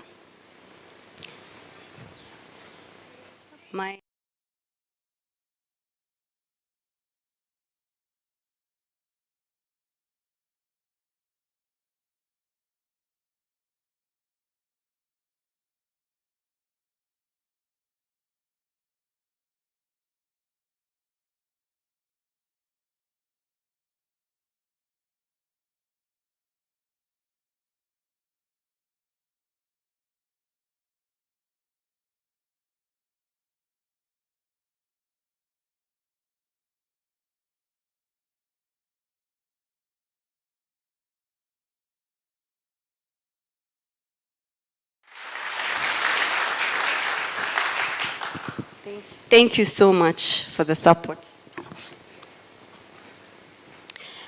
I would like to call Helga Musyoki. Makofi ya Helga tafadhali. Mama yetu huyu, ama tumuite msichana wetu juu bado ni manyanga. But makofi ya Helga nonetheless tafadhali.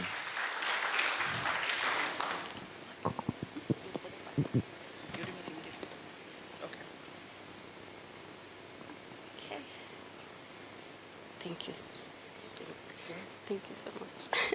Okay. Helga Musyoki is a public.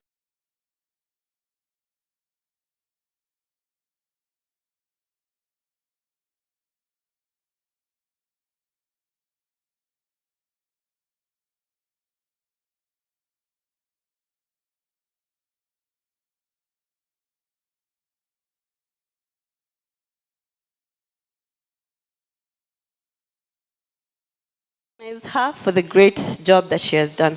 A round of applause tafadhali. Okay, that's it. Yeah, that's it. Thank you. I would like to take this opportunity to also recognize the SWAP program. I would kindly request that all the team leaders to stand for the SWAP programs. All the team leaders. Makofi tafadhali for the team leaders. We thank you so much for the work that you're doing in serving the community on the ground. You all the clinics receive an award. Please see Lisa after this so that she can be able to give you the gifts. But I would also like to kindly request you come to the stand so that you get a photo. We can start with the first awardees. Kindly, we can go to the podium and get a photo. Oh, okay. And take a photo, kindly. Okay. Everyone who has received a gift, we can go to the podium, tafadhali. Okay, we can start. You can carry your gift as an evidence that you are awarded. Sorry, just 1 minute. We forgot one person. Did she leave? Nelly Mugo? Oh, she had to leave. Okay, that's fine. Okay. The ones who received the awards, please come for the photo. Tafadhali, tafadhali. It's...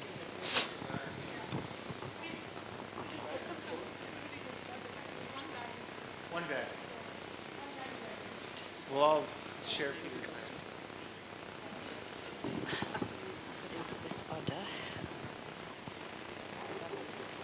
Thank you so very much. We can stand in front of Dr. Kimani. You can join this team. You can come this other side.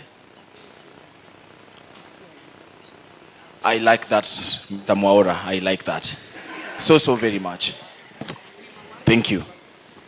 Let's follow protocol. Asanteni sana. Thank you so very much. Makofi yao tafadhali. When we grow up, we want to follow these footsteps. Okay, thank you so much for that. So I'd like to recognize the team leads. Please come for a photo. Team leads, Team tafadhali. leads, please hurry. Team leads, tafadhali.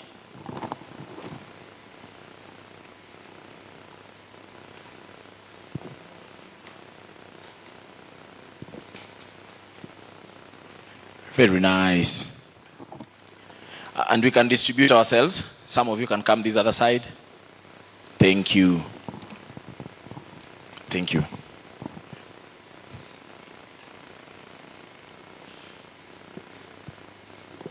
Makofi yao tafadhali. Thank you so much for that. We'd also like to recognize the TSU program. So Dr. Aremi, there's an award for the TSU program. Please stand. I know you had already been introduced prior. So just wave to the team.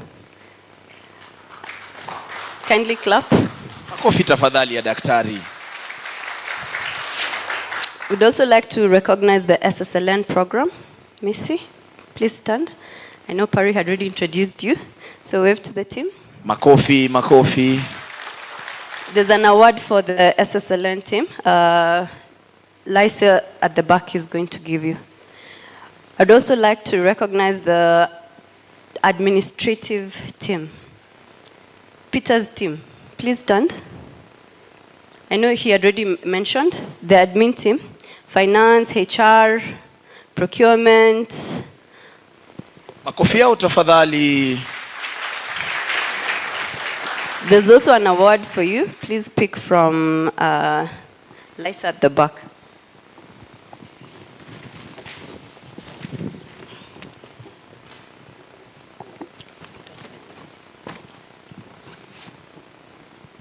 So at this moment, we'd like to appreciate our national government for the continued collaboration in delivering health services to the key population community and their efforts in the HIV prevention journey. I would like to start with NSDCC. Makofi anaposimama tafadhali. Hiyo ni serikali kuu. Mr. Peter Mora, please come, join.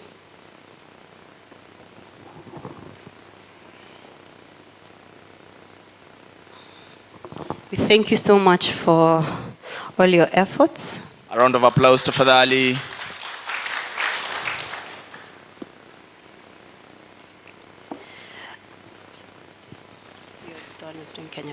Okay, so the county, is there anyone? County? Makofi ya county tafadhali.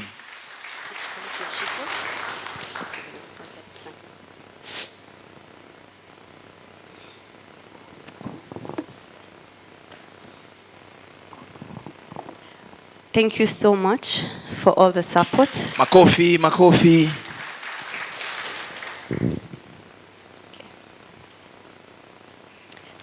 Thank you, Peter. Thank you for the support. Appreciate it. We also would like to mention some of the county representatives who did not manage to come, but there are awards for them, which we will ensure that they go to their office. So that's the Prison AIDS Control Unit, the Judiciary, the Chair of the CASCO, Nairobi Escaso, Kawangware, Nairobi Escaso, Kibra, and Langata, Nairobi Escaso Kariobangi, and Nairobi Escaso for Starehe. I'd like to move to our partners and donors. Larry, please join me. We appreciate our partners and donors for their continued collaboration in delivering health services to the key population community and their efforts in HIV prevention journey. I would like to welcome the CHEB team. Makofi yao tafadhali. Makofi ya CHEB team tafadhali. Dr. Rebecca.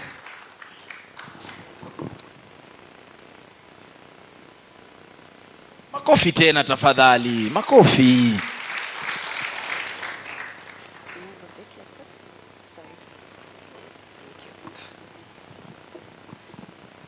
Makofi, makofi. We'd like to recognize LVCT. From LVCT, I saw there was somebody from LVCT going one. She's on call. She's on call. She's on call, okay, yes. That's fine. I would also like to mention some of the donors who we have collaborated with in the... Oh, I saw somebody from IAVI. Makofi ya George tafadhali. Please come.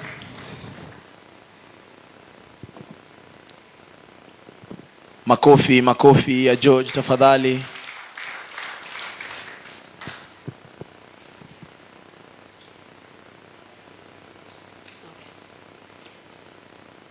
So thank you so much.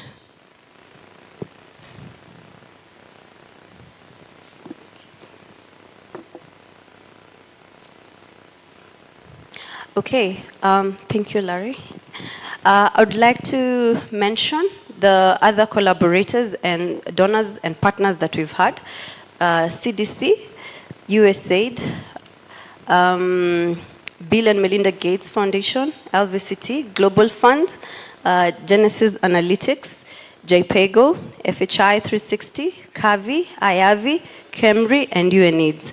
So they will receive their gifts later. Sorry, let me talk to my able assistant. Makofi yao tafadhali, makofi yao tafadhali. The able assistant is there. Makofi yake tafadhali pia yeye. Kumbuka ana sifa mbalimbali. Sifa ya kwanza ni ikiwa ni ako able. Makofi yake tena tafadhali. I'd like to request not be fined for this, for missing this one. We would like Steve Moses and Keith. We have a gift for University of Manitoba. Please come and pick. Makofi ya Manitoba tafadhali, University of Manitoba. I'll ask Helga to come and give the gift. Makofi ya Helga pia.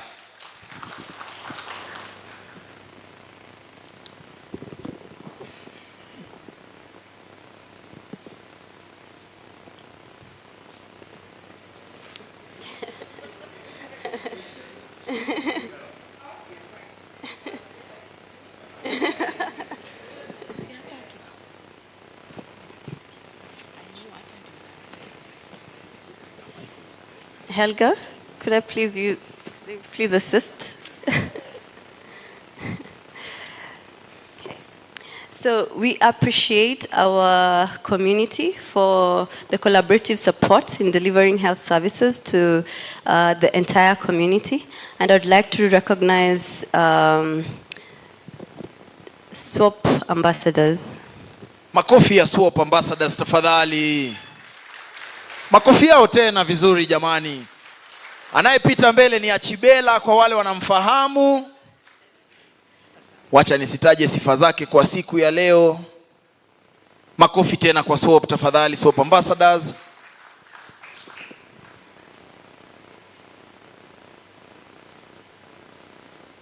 Makofi tena mazuri sasa. Karibu, asanteni sana. Thank you, Helga. Okay, so I'd like to mention the other community organizations that we will be sending gifts to them. So that's the KP Consortium, ISHTA, GAO, NOSET, SAPTA, Bahostes, and Jinsiangu. So with that, I'd like to thank you all for all the great efforts that you have done. And each one and every one of you receives a gift. Makofi tafadhali, makofi tafadhali. We are almost. So at that juncture, let us clap.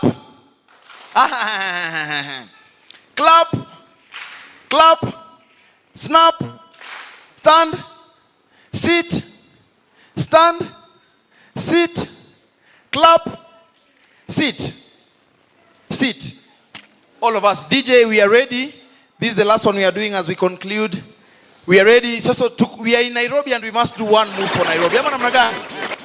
Lazima tufanye move ya Nairobi moja. Ama namna gani? So get some space, get some space, get some space. DJ, if you are ready, we are very ready. Black Market Records. Yeah. How many of us know this? We are in Nairobi. Pole pole tu. Majuka ni kama unarusha mamikono. Everybody. Kisha kichwa chungu sivute kisogo. Teremuka, teremuka. Everybody. Basi ni kionjo. And then we go. Mamio, mio, mio, mio. We are in Nairobi. Mamio, mamio, mamio. We are in Nairobi. Mamio, mio, mio. And then we go that side, that side, that side. One. Mamio, mio, mio, mio, mio, ndoko. Side. Mamio, mamio, ndoko. Side. Mio, mio, mio, mio, ndoko. That side. And then we finish. Kaleka dance, cheki kaleka dance. Nice, we can clap for ourselves. Snap for ourselves, snap for ourselves.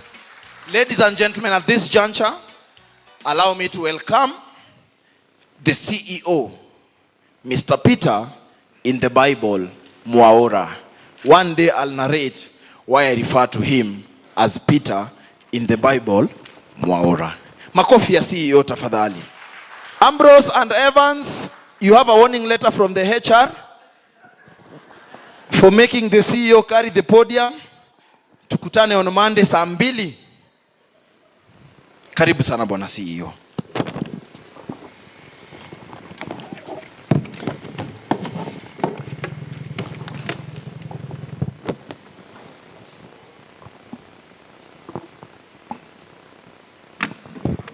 The time is now.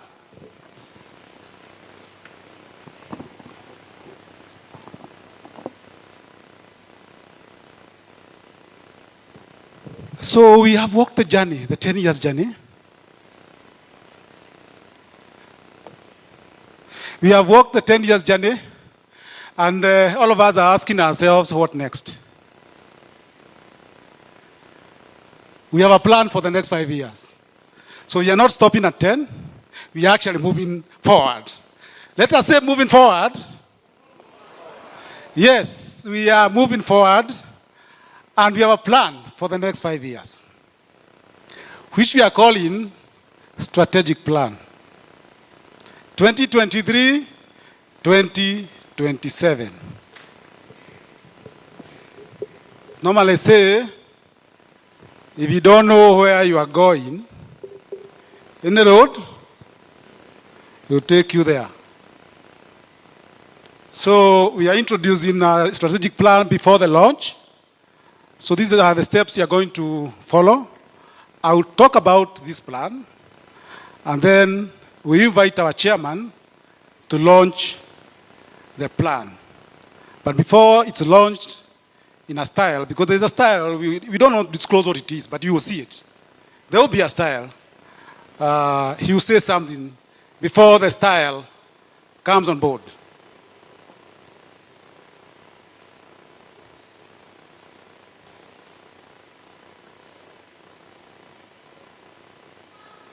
So I don't want to talk so much of who we are. We've talked about it.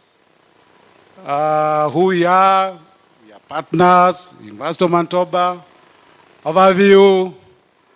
We've talked about our vision. We talked about our mission, our core values. I don't want to repeat that. But I'd like to say what we've achieved in the last strategic plan.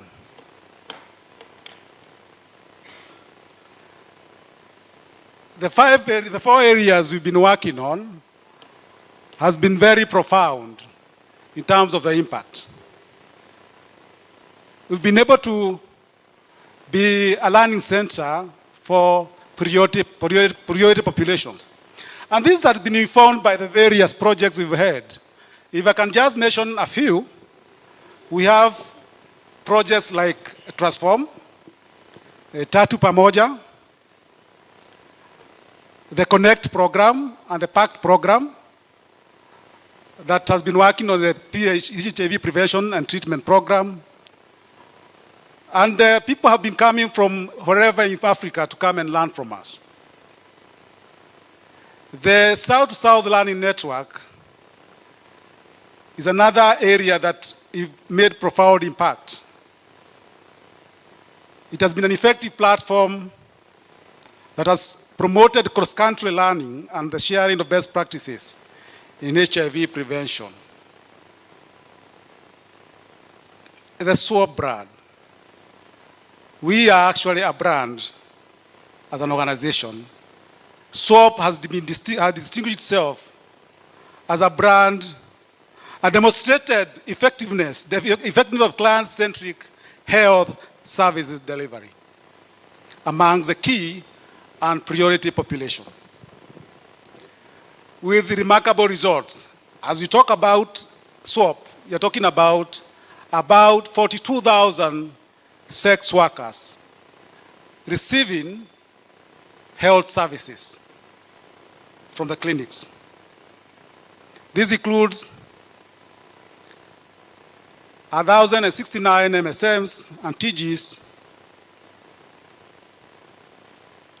and the rest you can add the months. Hata kama mnasema mwalimu wa months ako wapi?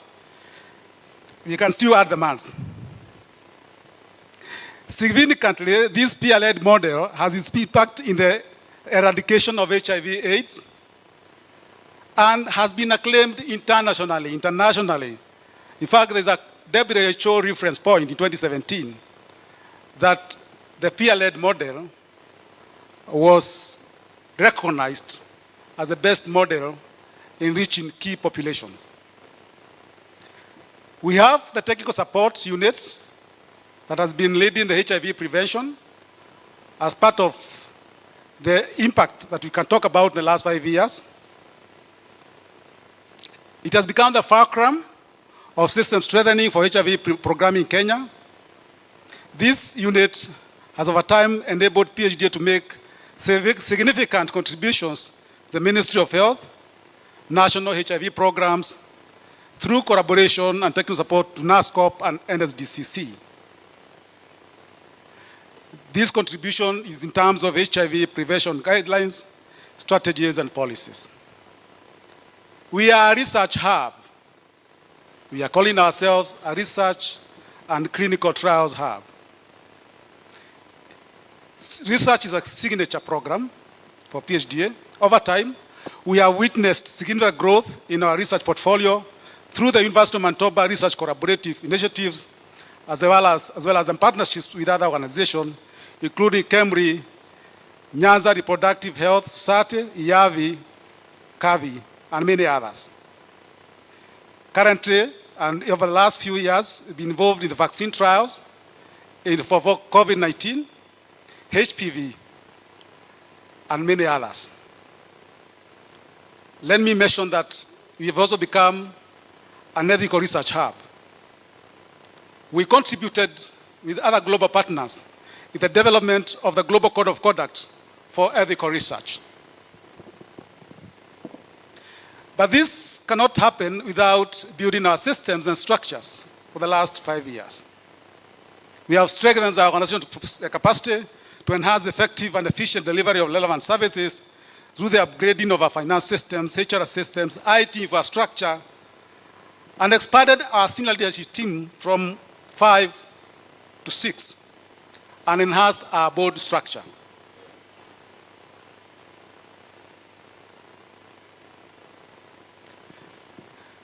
Where are we heading to?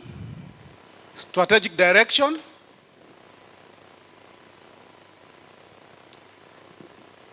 Sorry, I can't read there, so I'm forced to read on my laptop. My 4 eyes are not very helpful. I think I need to see an optician. So I have to use my laptop now. Sorry for that. Huh? I read from behind.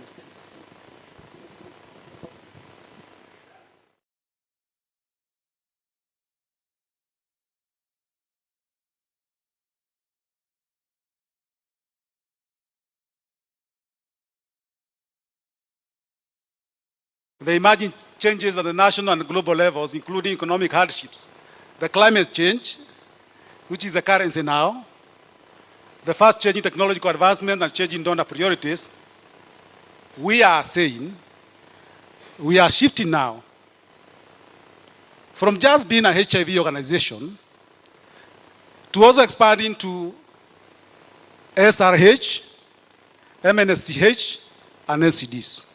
That's our strategic direction. We are also becoming a digital organization. It's not our programs. We want to make sure that technology platforms support programs. We want to move away from being very project focused to be more impactful in terms of our programming. We want to be a rights-based organization in terms of how we do our programming, and especially so because the vulnerable populations face a lot of challenges in terms of stigma. But you can only do that when you have enhanced advocacy. So that's our strategic direction. Our focus areas remain the same. We've not changed anything. So we are still focusing on program development, delivery, strengthening the health systems, research, and clinical trials, partnerships, and network development, and organizational capacity strengthening.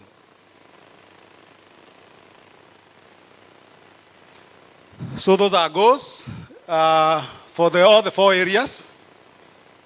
Health service delivery, we would like to have effective health service delivery. I talked about client-centric services, where you think about the client first. Policies and programs that inform effective programs and impact. Research, knowledge, and evidence generation that will form policies and programs.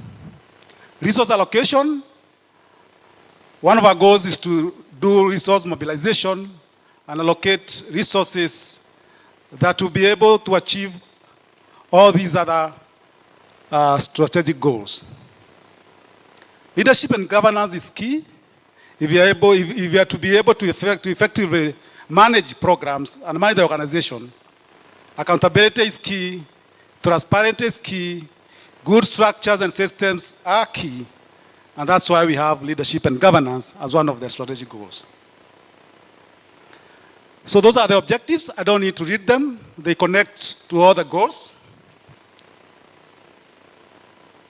Enable us, we will not be able to implement this strategy without fundraising. We need to fundraise and do it jointly with partners. The way to go now is synergize with partners and be able to fundraise. Sharing, learning, and best practices, collaborative research, strong and coordinated advocacy and gender platform, influencing global net frameworks, and strengthening our national capacity. So, but to implement, we also need to build our capacity, do lobbying and advocacy, integrate our service delivery, invest in information management, and align all what we are doing with our organizational structure. It's very important. In fact, strategies say strategy follows structure. So that's our theory of change. We look at activities, outputs, outcomes, but we're also contributing to the sustainable development goals. We have looked at goal 1, which is good health and well-being, goal 5, gender equality, goal 10, reduced inequalities, and goal 17, partnership to sustainable development, for sustainable development. So that theory of change, if you look at it, it is very clear in terms of the various activities, the outputs, the outcome, and our goals as an organization. Our approach is program science approach. I'd like to acknowledge the following. The board, led by our chairman, Steve Moses, Dr. Nelly Mogo, Marianne Mureithi, Julius Oyugi, James Blanchard, Keith Falk, the senior management team, Dr. Larry Gelmon, Joshua Kimani, Peter Remy, Lisa Avery, Parinita, and Missy, and the strategic planning committee. I'll leave these names here because we need to have a photo session after the launch. And once the chairman has spoken, we need to have a photo session of the board holding the strategic plan. We have the strategic plan documents here. We need to have a photo session with the senior management team, the strategic planning committee, once the launch has been done. So at this juncture, it's my humble duty to welcome the chairman of the board of directors of Partners for Health in Africa to officially launch the strategic plan and give us the way forward. Karibu. Makofi tafadhali, makofi mazuri tafadhali. Makofi mazuri. Tunapokaribia tamati, makofi mazuri. Thank you very much, Peter. Have no fear. I'm not going to say very much at all. And I'll try to keep to less than 1 minute. As Peter has indicated, the new strategic plan has been approved by the board. It's available, anybody who wants to see it, and we'll try to publicize it in other ways. And there'll be a report coming from this meeting as well, which will provide information about the strategic plan.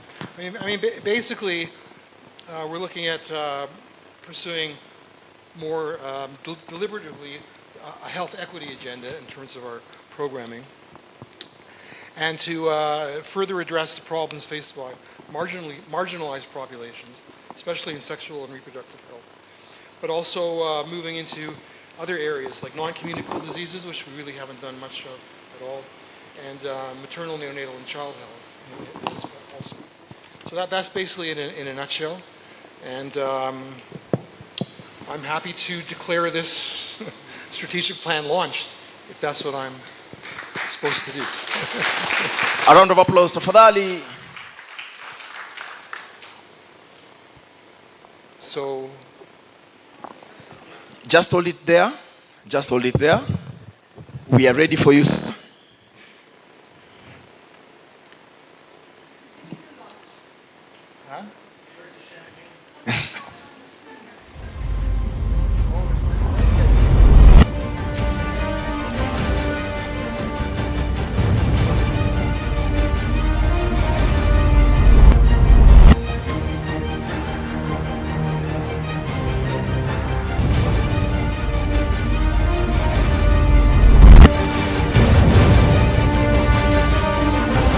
If the video doesn't have sound, DJ, you can do us some good music. Okay, hip hop.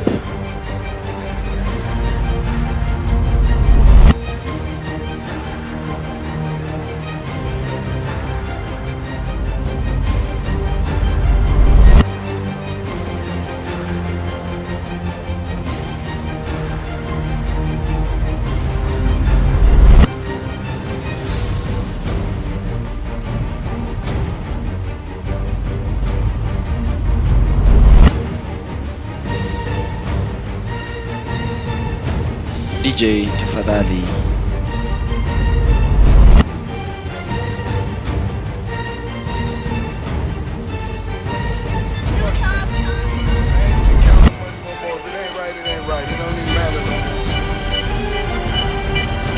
DJ Polo.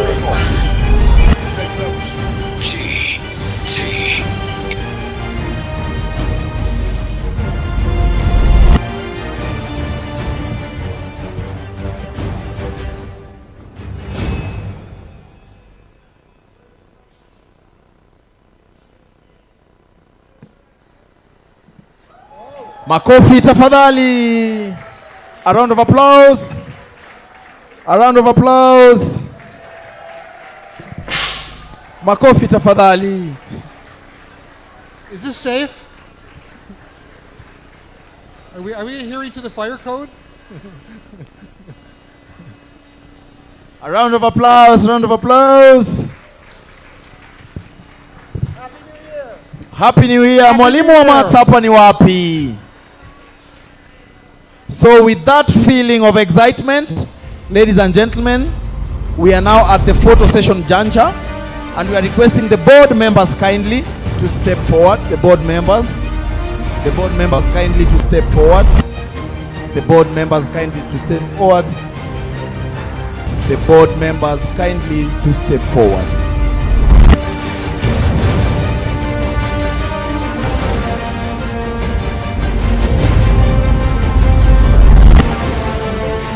Nancy Thuo and Zomo, you can also join the team kindly. Nancy Thuo and Zomo. The IT team, I wish the strategy can be displayed on the back screen. I wish the strategy can be displayed on the back screen. Good. Where is our lovely photographer?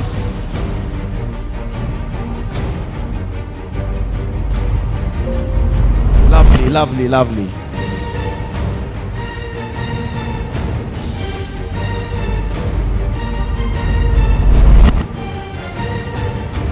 Nice. Those are the board members, ladies and gentlemen. Makofi kwao tafadhali. Great. Great. Senior management team tafadhali. Senior management team.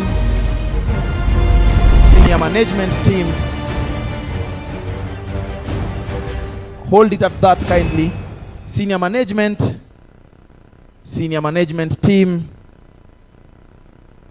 Makofi kwao tafadhali, the senior management team. Senior management team.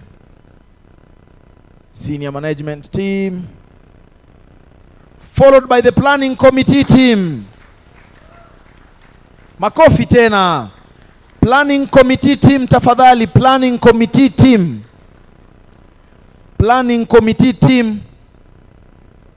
The names were there kindly, planning committee team. Tafadhali tuongeze mwendo. Planning committee team. Yeah? Oh, they are coming for the first time. I didn't see Dr. Collins dance. We will make sure Dr. Collins dance. Planning team tafadhali. After the planning team, DJ shikilia tu kidogo. After the planning team, all government officials who are here and the partners can follow the planning team tafadhali. Planning team tujipange.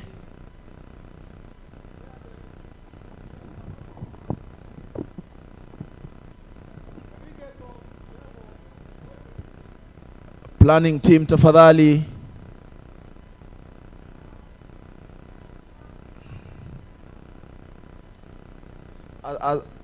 Vile Parnita amesema wewe jitayarishe, mimi sina budi ya kupinga hiyo. Wewe unajua utakatika, upende usipende. Good, this is the planning team, ladies and gentlemen. Makofi kwao tafadhali as they pose for a photo. We can pose for a photo, ladies and gentlemen. Good.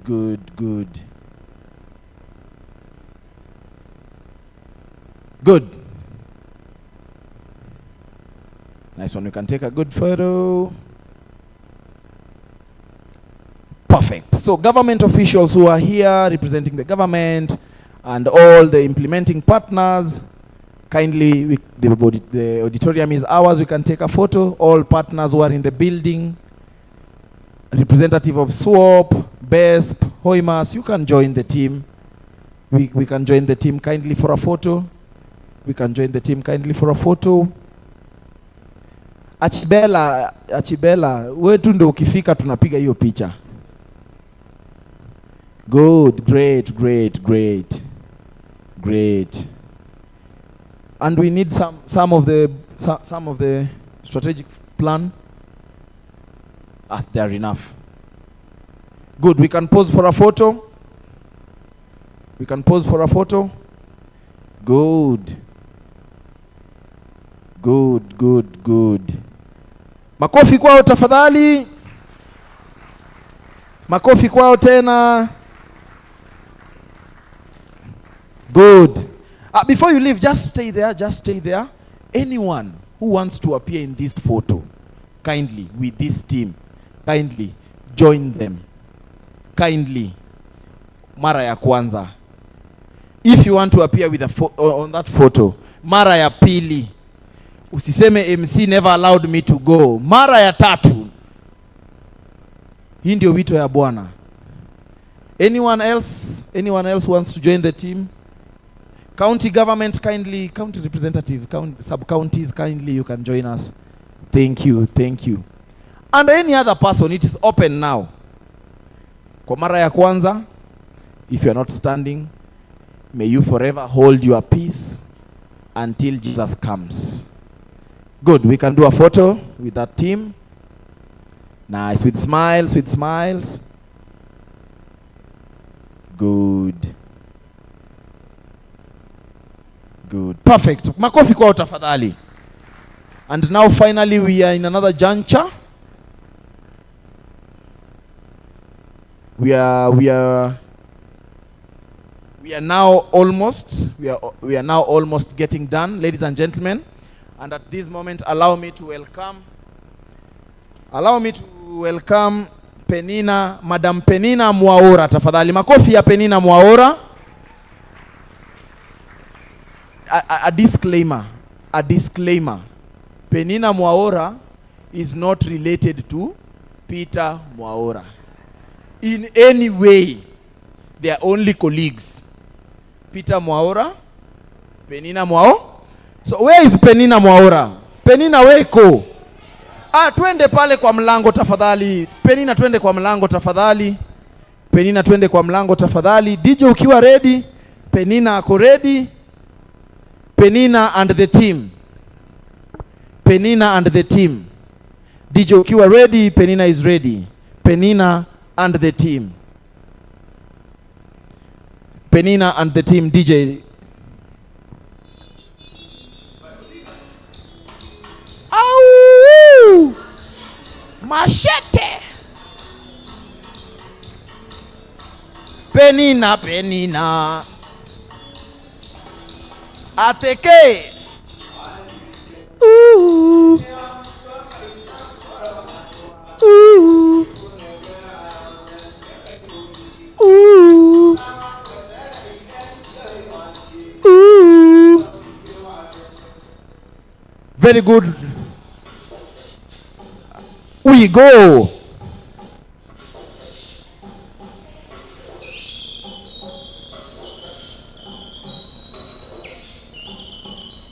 Penina.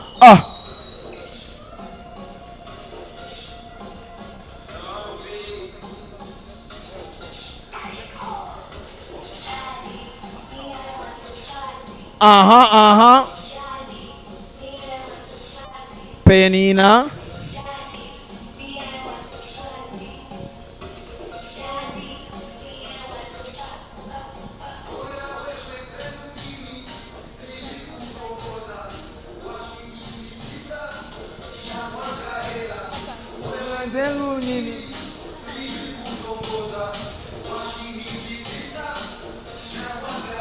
Asante.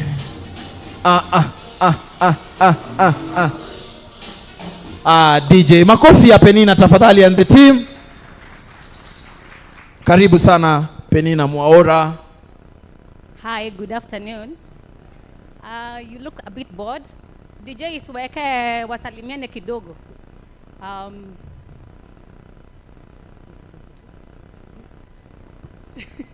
Hi everyone. Mnakaa mmechoka ama nini? DJ bu amusha wanakaa wamelala hawa. How are you my friend? DJ tusimwage unga, tusimwage unga. How are you my friend? Let us be upstanding kindly kwa request ya Penina tafadhali. Let's go. Hii ni ile ya kwaya Penina. Hii ni ile tuna dancing ya kwaya. Very simple, very simple. Salimia mwenzako tafadhali. And as you say hi, this is the move. Very simple. Choir. Choir. Choir. Nice one. Make you rest upon me. You know I got you. Now me be your friend indeed. The money don't show now. Nice one, DJ. Don't keep some for you. Nice one, DJ. DJ, some of us have to catch up with our flights to Manitoba. Hey, tafadhali. Penina, the floor is yours. Karibuni sana. Okay, let me do that. Yeah, happy birthday to PhDA. A good 10 years. When I checked last in the dictionary, 10 years means, an anniversary of 10 years means what? Resilience. It means what? And an inability to rest. Inability to do what? So I think we are looking for another 10 times 10. Is that true? Does everybody agree with that? Okay, while we are doing that, allow me to call our favorite guy, the CEO, Peter Mwaura, and kindly come with a friend. Do you have a friend? Get one. Yeah, come up. DJ tafadhali. No, before the DJ, Madam Joyce, yeah. I wish you could clarify friend wa aina gani? Friend wa aina gani? A friend with benefits. The benefits we've gotten these 10 years. Yes. Yeah, 10 years of friendship with benefits. Tafadhali DJ, do something. Bless you, I never forget you. I gon' forget you. See my shoulder, make you rest upon me. You know I got you. Now me be your friend indeed. The money don't show now. I don't keep some for you. You know go so far. Cause anything I get now for me and you.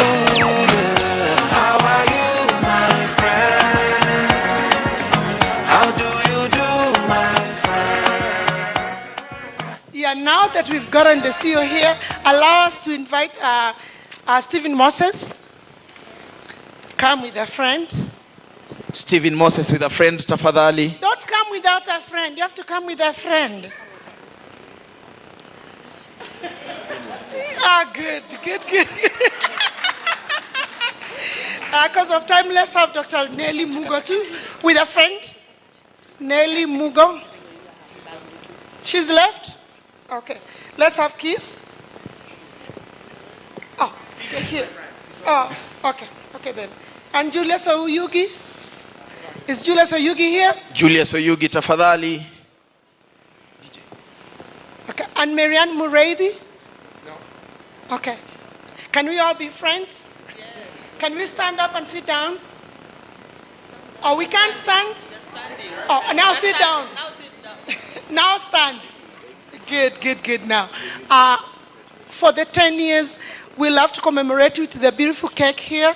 So allow us to ask the CEO to help us to do the cake. And we're the guest. Who is cutting the cake with us? Yes, come on, lead. You cut. Yes, but just a second. I have a message. Congratulations. I have a message for you. God has sent me to you. 1, 2, 3. I have a message for you. Congratulations to all of us. Makofi tafadhali. Gemi Shiamwadhani. Them say, them tell you say you can never be the one. But God say, make I tell you say now you him choose in 1 month, in 1 week. You will sing a new song in 2 days, lesser than you will hear. A round of applause for Dali. You're in the glory of God. Congratulations, He has done it for you, and you will come back with a new song to sing. God is good. Yes, you will come again with a new song of praise. God is good. Oh, congratulations. Kofi tafadhali. Congratulations. Say what the Lord has done for you. Congratulations.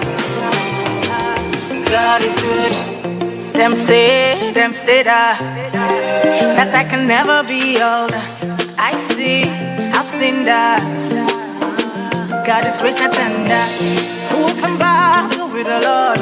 More people can join, more people can join, more people can join. Praise music, baby. More people can join the cake and help us in distributing the cake. Flag, I got the recipe. Kwanza na furaha, nitaimba na kucheza,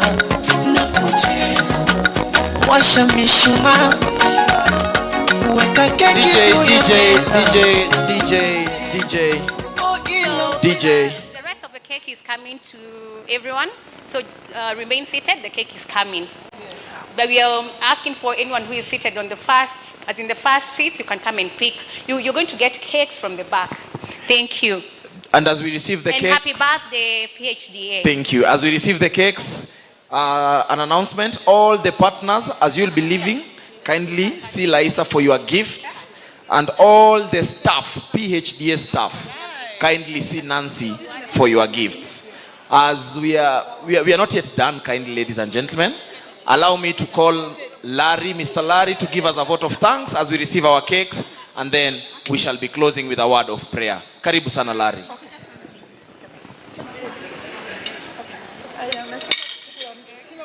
Thank you. I will be very brief. We've been sitting here for quite a while. Traditionally, in these votes of thanks, one gives thanks to the various dignitaries that attended.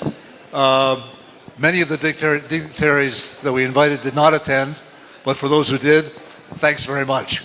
I think the big vote of thanks should go to the people who organized the meeting today. Obviously, they put in a lot of work, so let's have a round of applause for the organizing committee. A round of applause to Fadhali. You did a great job, other than the absence of a tea break. Thought it was a great afternoon. I don't want to put a pall on the proceedings. I think as a result of today, this has been a very great team-building exercise. But before we leave feeling good about ourselves, let's take a moment to just put things in perspective. 10 years ago, when PhD was founded, there were over 100,000 new cases of HIV in Kenya. 10 years later, last year there were only 20,000. But I think we would all agree that that's 20,000 too many. And as long as people are still contracting HIV and sexually transmitted infections, as long as people do not have access to family planning or condoms, as long as people who are HIV positive feel stigmatized about taking ARVs or even going to a clinic, as long as people in government who do not need to be named continue to be critical of MSMs and transgenders and trying to foment laws against them, as long as people are still getting beaten up by their clients or by their partners, our work is still not finished. As you probably know, UNAIDS has a goal of eliminating HIV by 2030 and the 95-95-95 goals. Kenya has not reached it yet, so there's still lots of work to be done. Thank you to all of you who are listening.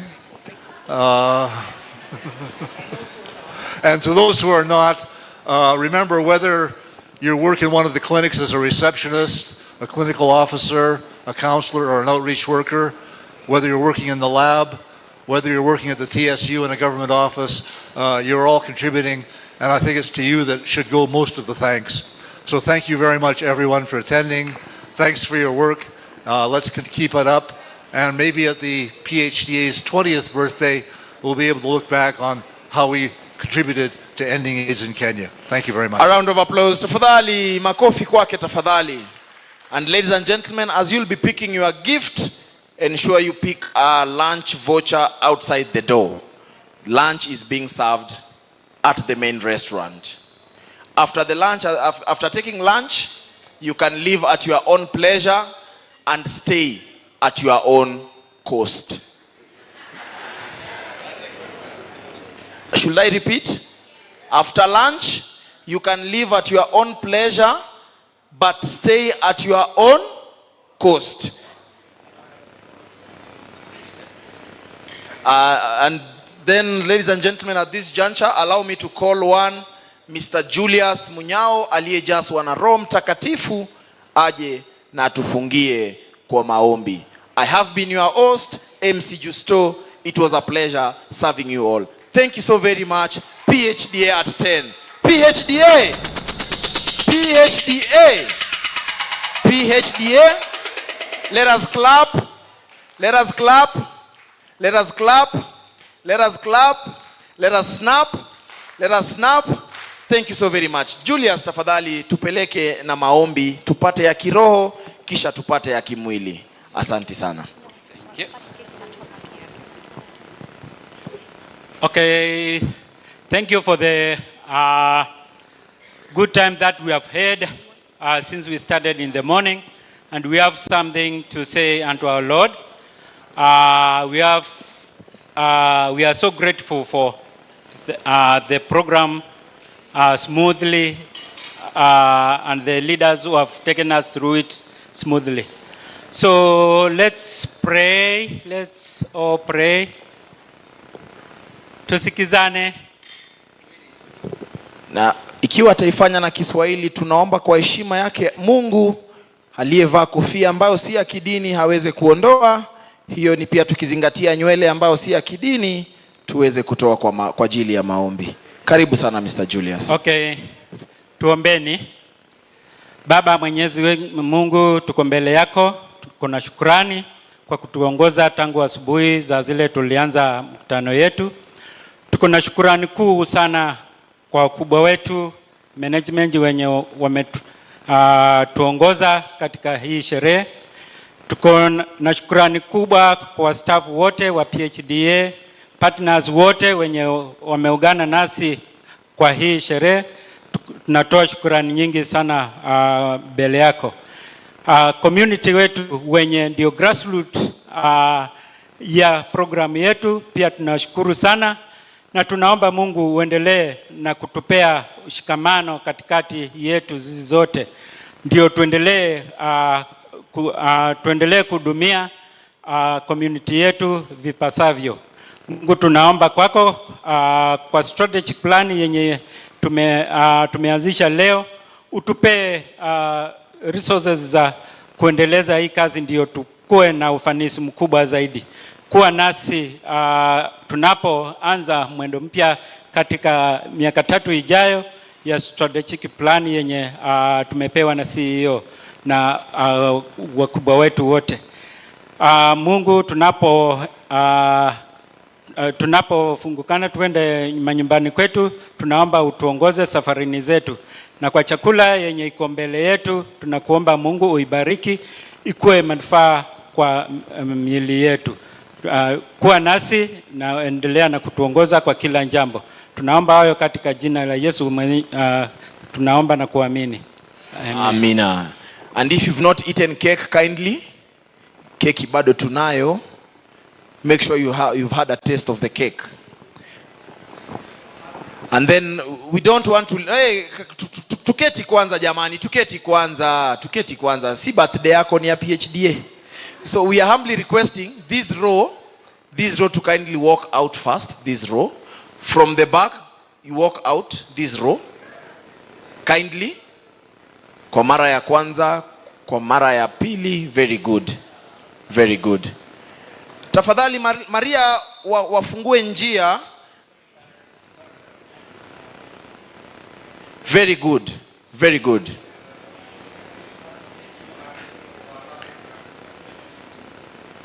Very nice. Very good. Betty, I wish we can try and fasten this process. The cake is good. Wameshiba keki.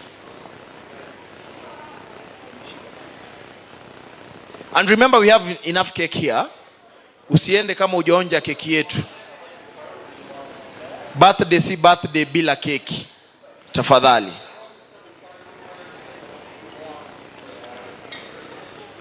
Anniversary si anniversary bila keki. We have enough here.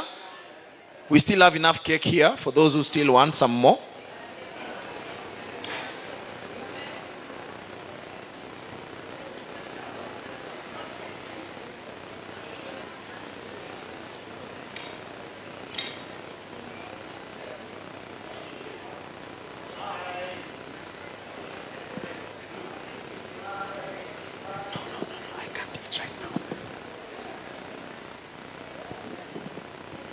Asanteni sana. Maria tu